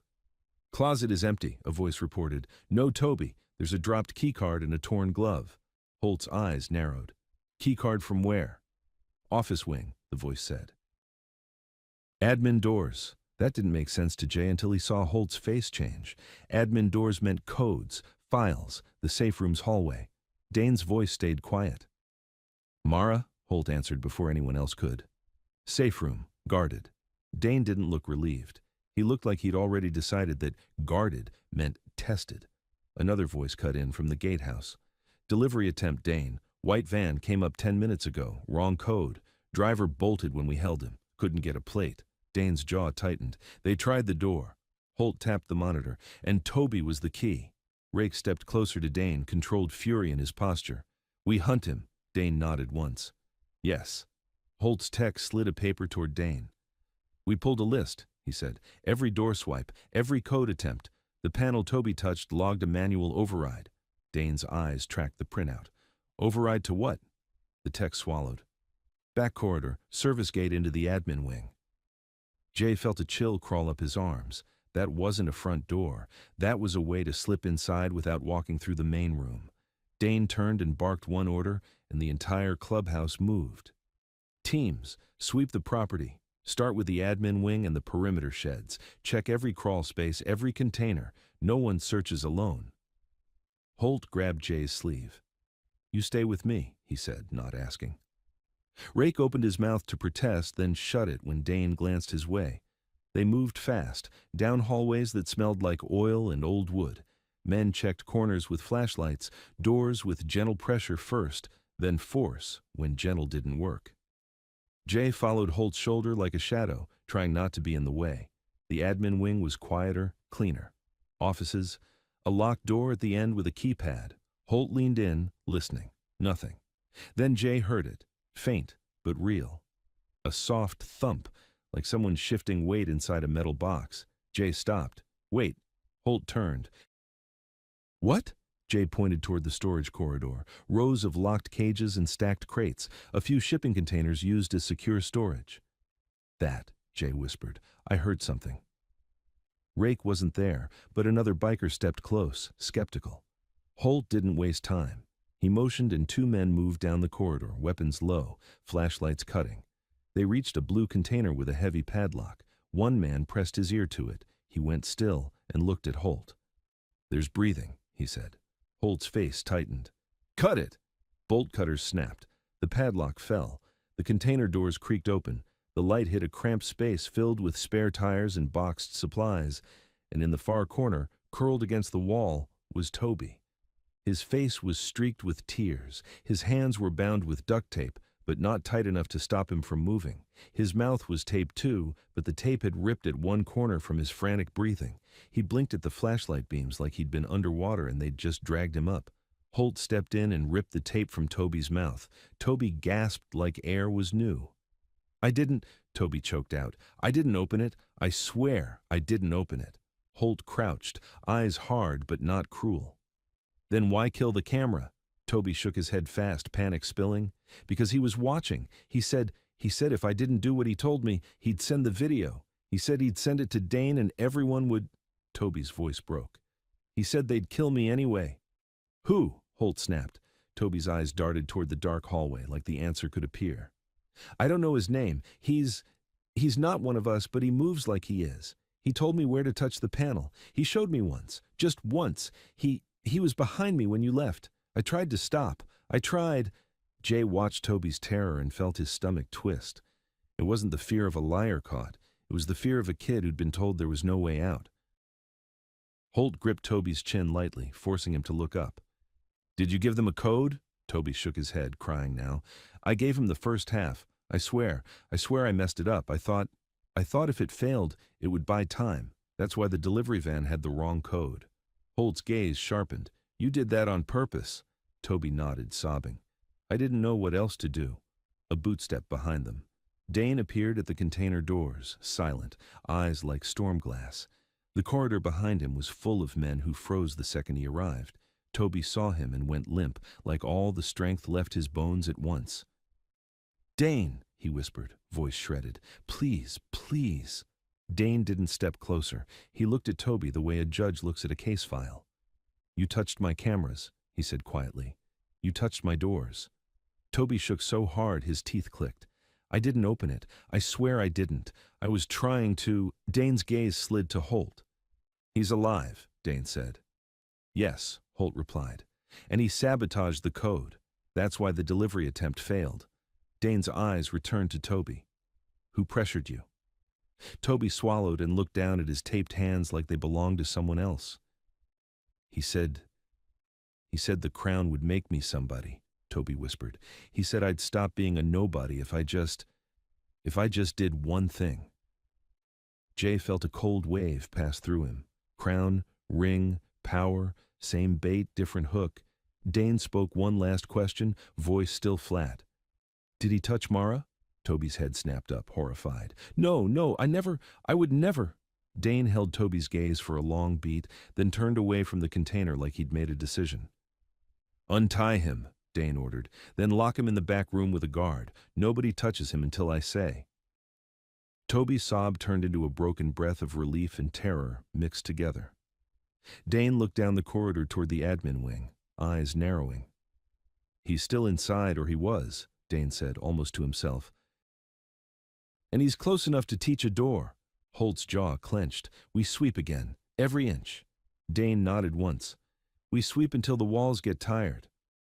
Jay stood in the cold corridor, ribs aching, and realized Toby wasn't the traitor they were hunting. Toby was the proof that the traitor knew exactly where to stand to make a kid crack. The second sweep didn't feel like a search. It felt like a purge. Doors opened, drawers dumped. Men who'd known each other for years watched hands instead of faces. The clubhouse was quiet enough that Jay could hear his own breathing, and he hated how loud it sounded. Toby was locked in the back office with a guard. Holt kept Jay close, like Jay was both witness and liability. Dane stayed in the center of it all, giving orders that were simple and final. Admin, roof, server closet, safe room hall twice. Nobody moves alone. Jay tried to watch for patterns. Some men looked relieved to be told what to do. Others looked like they were calculating routes, how to stand near exits without looking like they were standing near exits. In the kitchen corridor, everyone lined up under lockdown, cuts off, phones on the table. Most looked angry or scared. One man looked annoyed. He stood by the utility sink, rolling his sleeves up like this was an inconvenience. Mid-30s, thick forearms, a mechanic's posture. He kept his gloves on. Jay's eyes snagged on it. Holt noticed. "What?" Jay nodded toward the man. "That guy." "Him? Sutter? Keeps the generators running," Holt said, like it explained everything. Jay swallowed. "He's wearing gloves, inside." Holt watched a beat longer. "Cold hands," Jay shook his head. "The guy from the bench video had gloves, and the cuff, stitched band, same strip." Holt's gaze sharpened. Sutter's sleeve cuff did have a narrow stitch strip, subtle, like a quiet flag. Holt didn't point. He just tapped his mic once, twice. Rake appeared like he'd been poured out of the wall, eyes following Holt's glance. "Who?" Jay answered before Holt could. "Sutter. He matches the cuff." Holt spoke low into the mic. "Dane. Possible match. Utility corridor, gloves, banded cuff." Dane's reply came fast. "Do not spook him." They didn't rush Sutter. They tightened the room. A chair accidentally blocked the back hallway. A man leaned at the side exit. Another drifted near the admin wing door. Normal motion, new geometry. Sutter noticed anyway. His eyes slid to the chair, then the exit, then Holt. His right hand went to his waistband. Rake stepped into his space, conversational. "Hey, Sut, Dane wants a word." Sutter smiled without warmth. "Now?" "Now." Sutter's elbow snapped into Rake's ribs. Then he bolted down the utility hall. "Move," Holt barked. Bodies surged. Holt yanked Jay behind a doorway, shielding him from the stampede. "Stay." Jay stayed for half a second, then slid after them at a distance, using corners like he'd learned on the street. He didn't want to be brave. He wanted to see where Sutter ran. Sutter hit the admin keypad door and punched numbers fast, gloved fingers, confident. The door clicked. He slipped inside and shut it. Holt and two men arrived a heartbeat later. "He's in." Rake came up breathing hard, one hand on his ribs.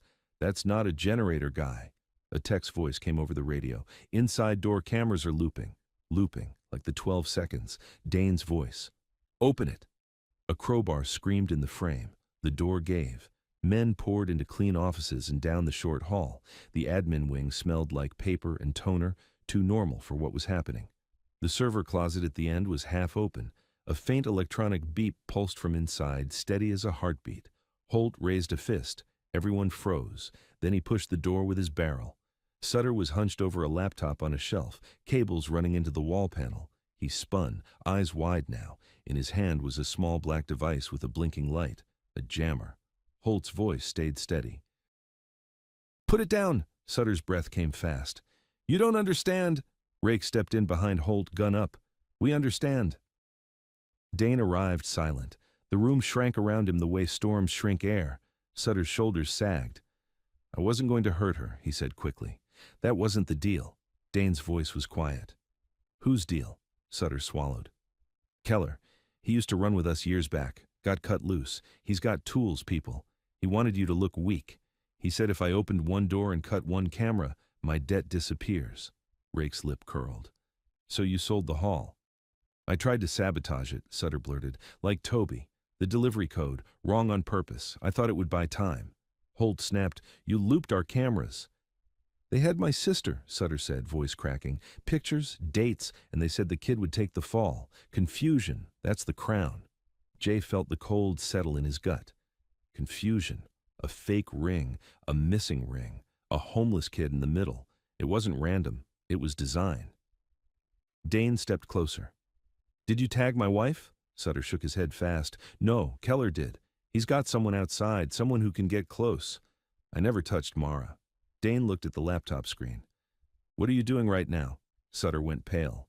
Sending the yard layout, gate shifts, cameras, so they can hit you where you're blind. Dane didn't blink. Stop it. Sutter's fingers flew. Holt watched the screen, jaw tight. A bar filled, too slow, too late.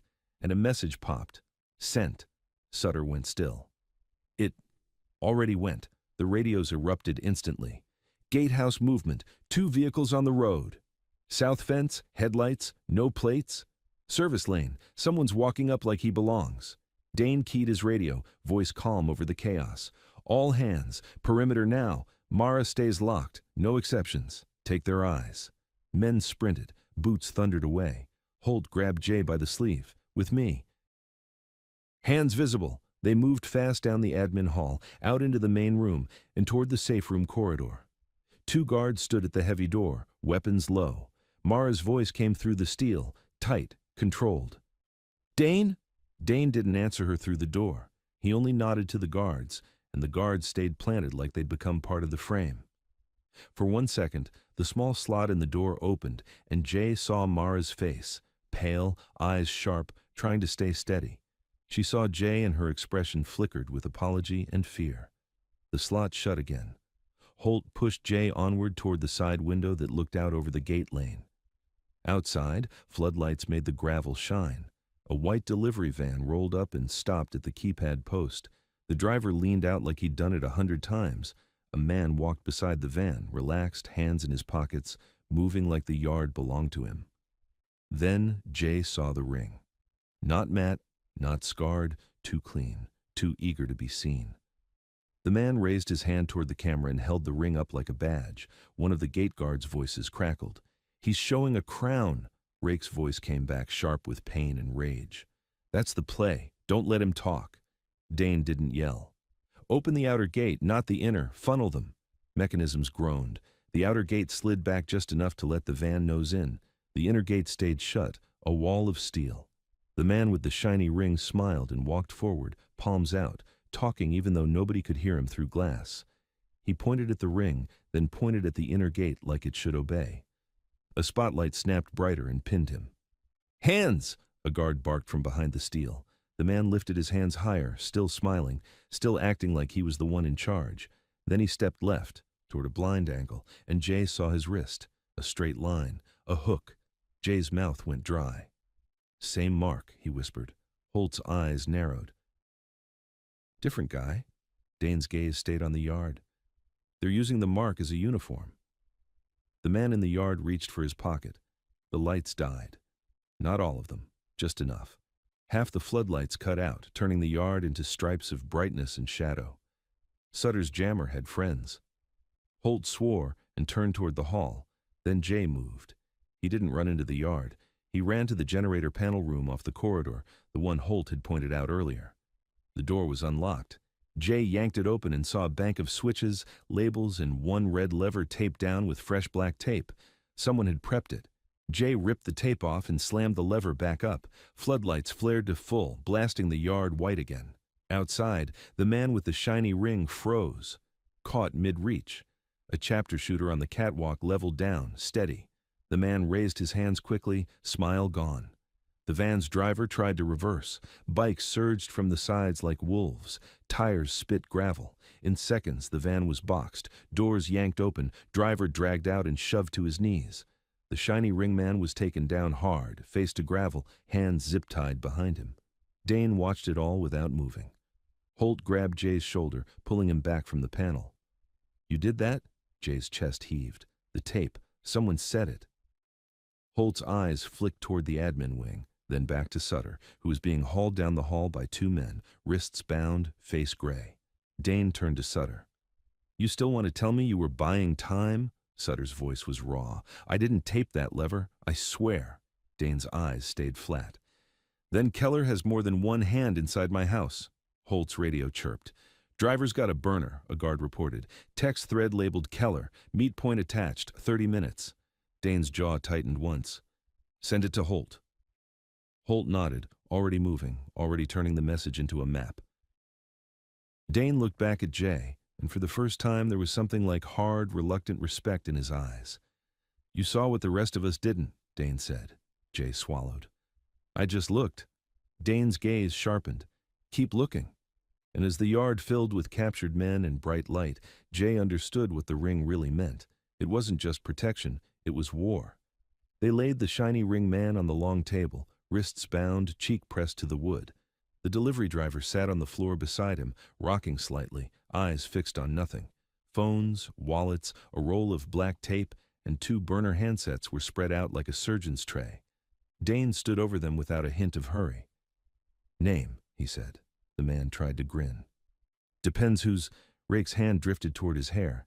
Dane lifted two fingers and Rake stopped mid-motion, jaw tight. Dane didn't raise his voice. "Names." The grin cracked. "Rudy." Dane's gaze didn't leave Rudy's face. "And Keller?"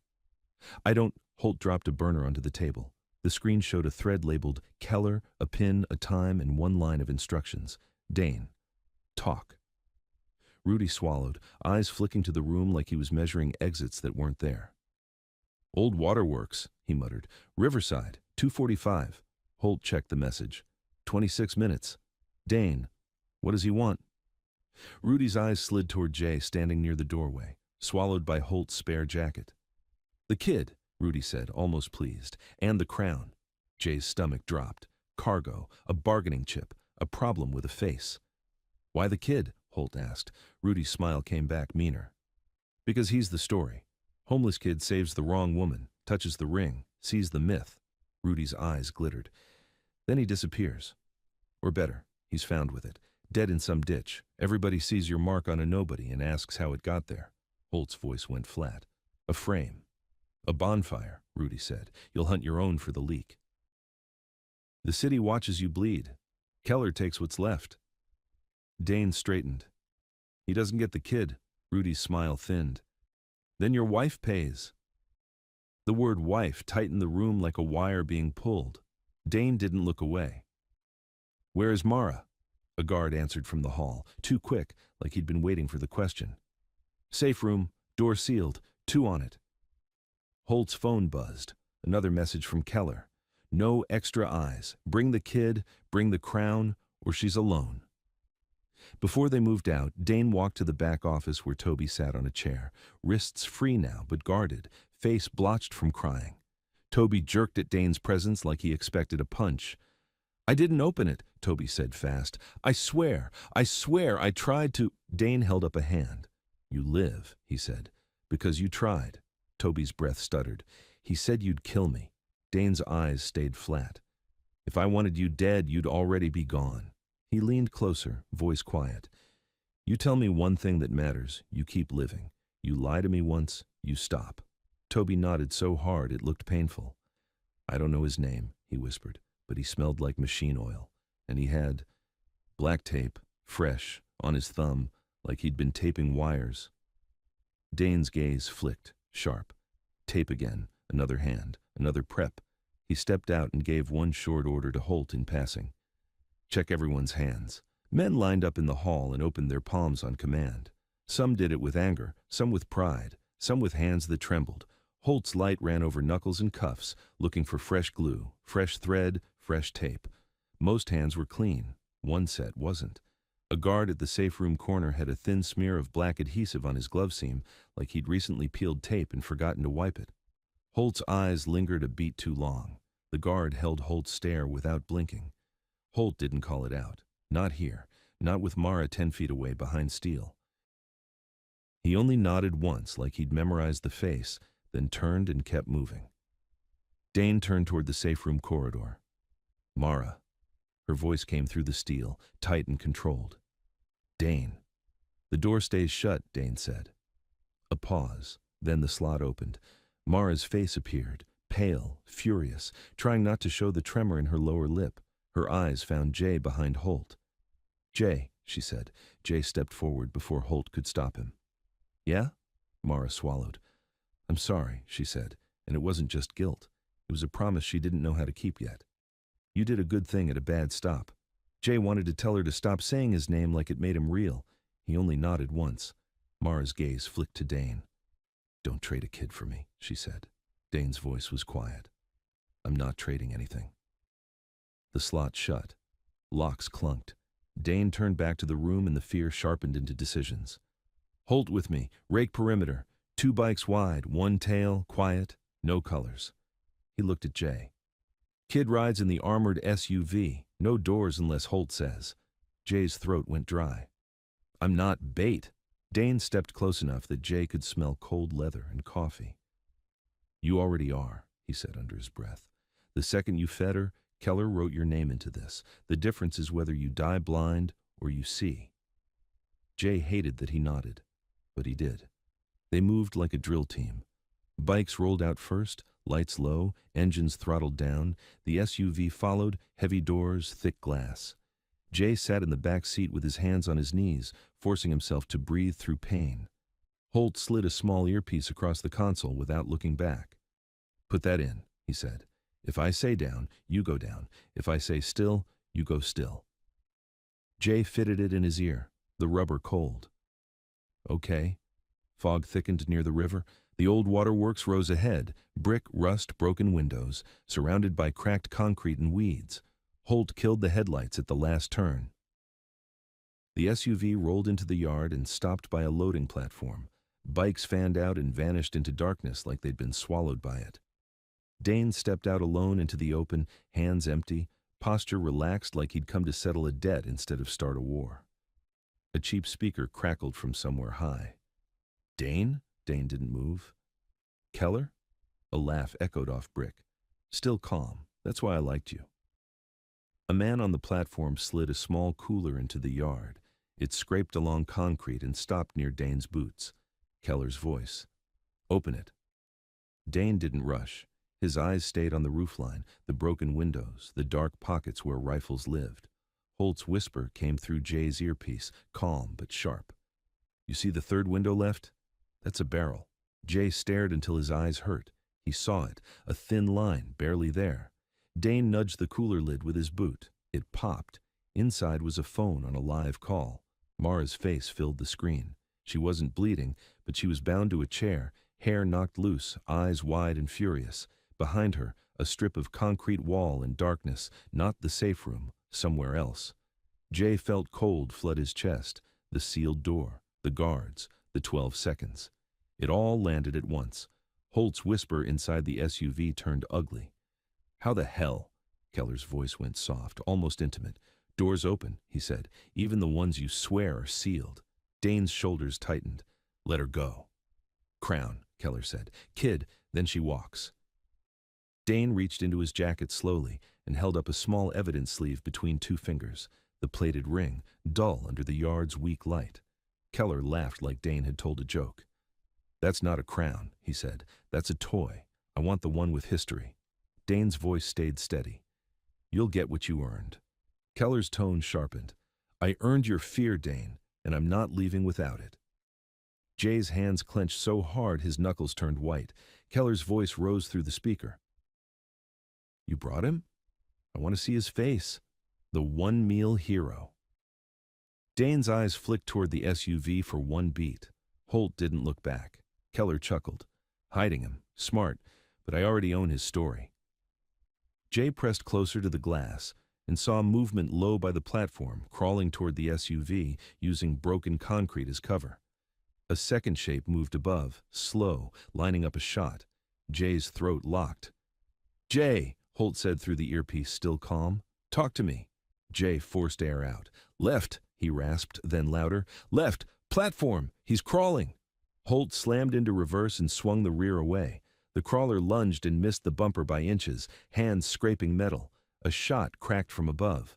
The rear window spiderwebbed, the thick glass holding with a deep, sickening pop. Jay dropped flat, forehead against the seat, heart screaming. Dane's voice cut across the yard like a whip. "Now." Darkness erupted into engines and light. Chapter bikes surged in from both sides, headlights flaring. Portable floods snapped on, washing the roofline. A man on the second story tried to run and got tackled hard. Another fired twice and vanished behind a brick column. Keller's speaker died. Static, then silence. Holt punched forward, dragging the SUV out of the lane. Jay lifted his head just enough to see Dane sprinting for the cooler, the phone still glowing on the ground, like an eye that refused to close. Mara's lips moved on the frozen frame. Jay couldn't hear her, but he could read it. "Don't." The screen went black, and for one clean second, the only sound was Dane's boots on concrete as he ran straight into the open yard. Dane didn't duck. He ran straight into the open yard, eyes locked on the dark windows above. Chapter lights snapped across the second floor, catching shapes trying to retreat. A rifle barrel vanished. Someone shouted a warning that got swallowed by engines. Holt kept the SUV rolling, dragging Jay out of the kill lane and tucking the rear behind a concrete pillar. The spiderwebbed glass groaned, but held. Jay stayed low, heart punching his ribs. "Where's Keller?" Holt barked into his mic. Rake's voice came back through static.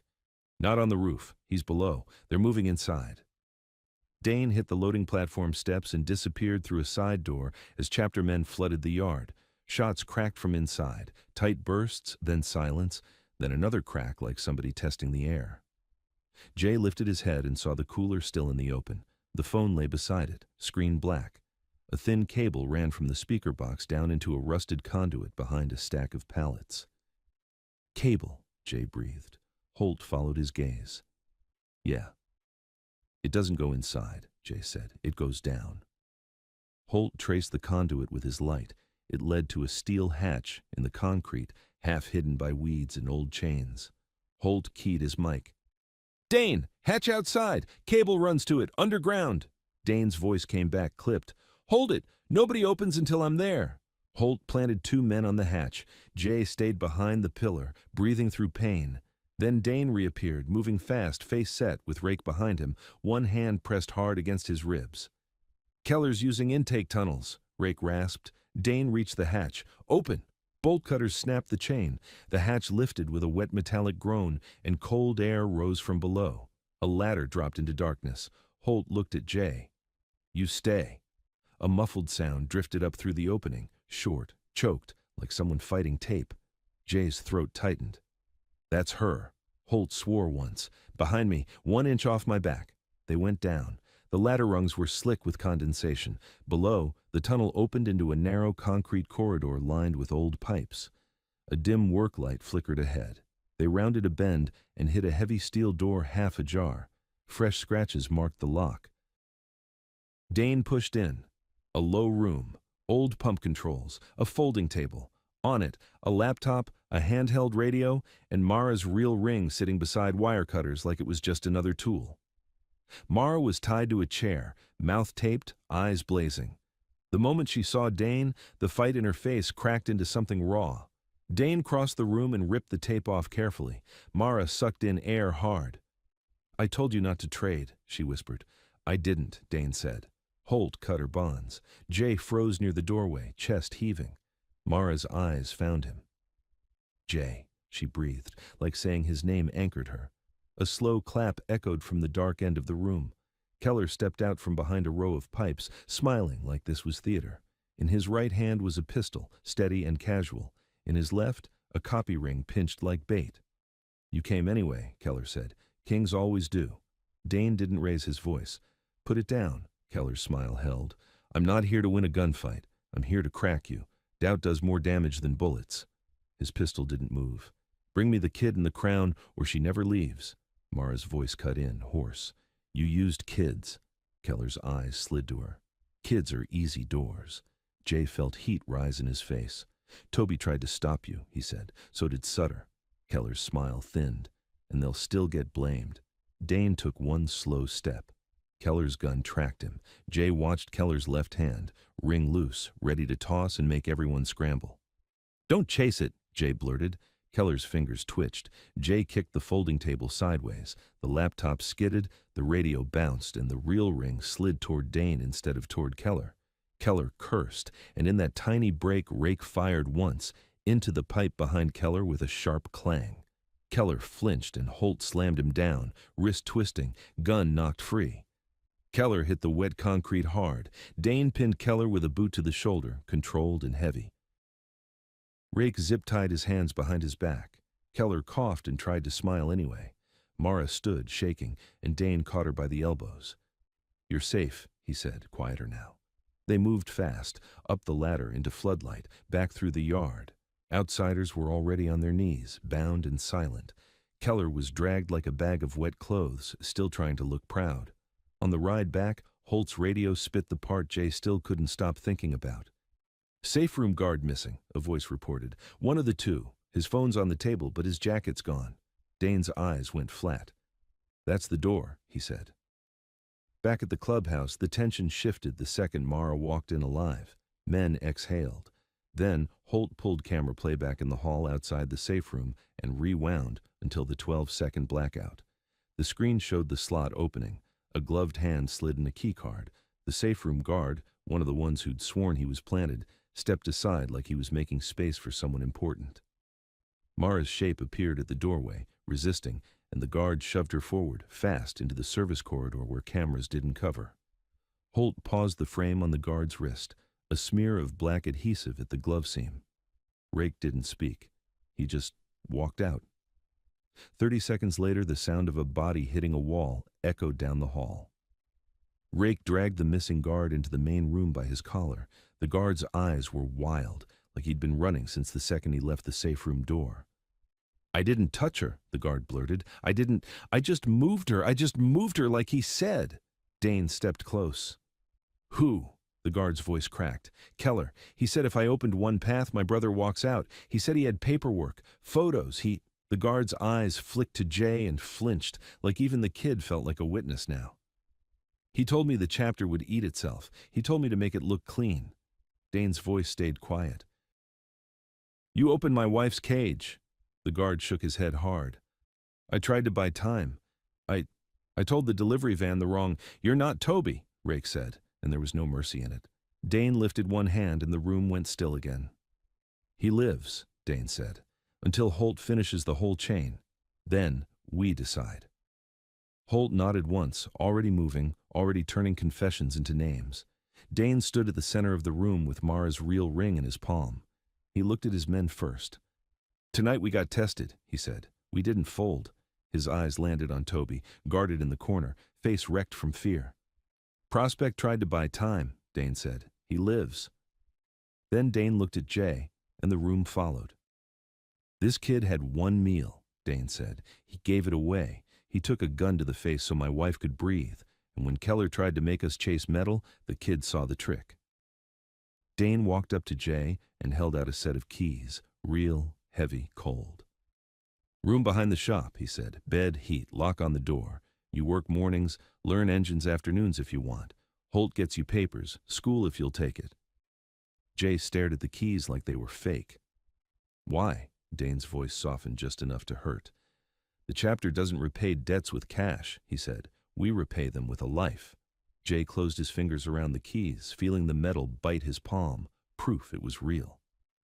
Mara slipped the real ring back onto her finger and stepped close to Jay, careful of his bruises. Thank you, she said again, quiet, for seeing me. Before Holt left, Jay cleared his throat. That ring, it's not jewelry, is it? Mara glanced at Dane, then back to Jay. It's a promise, she said.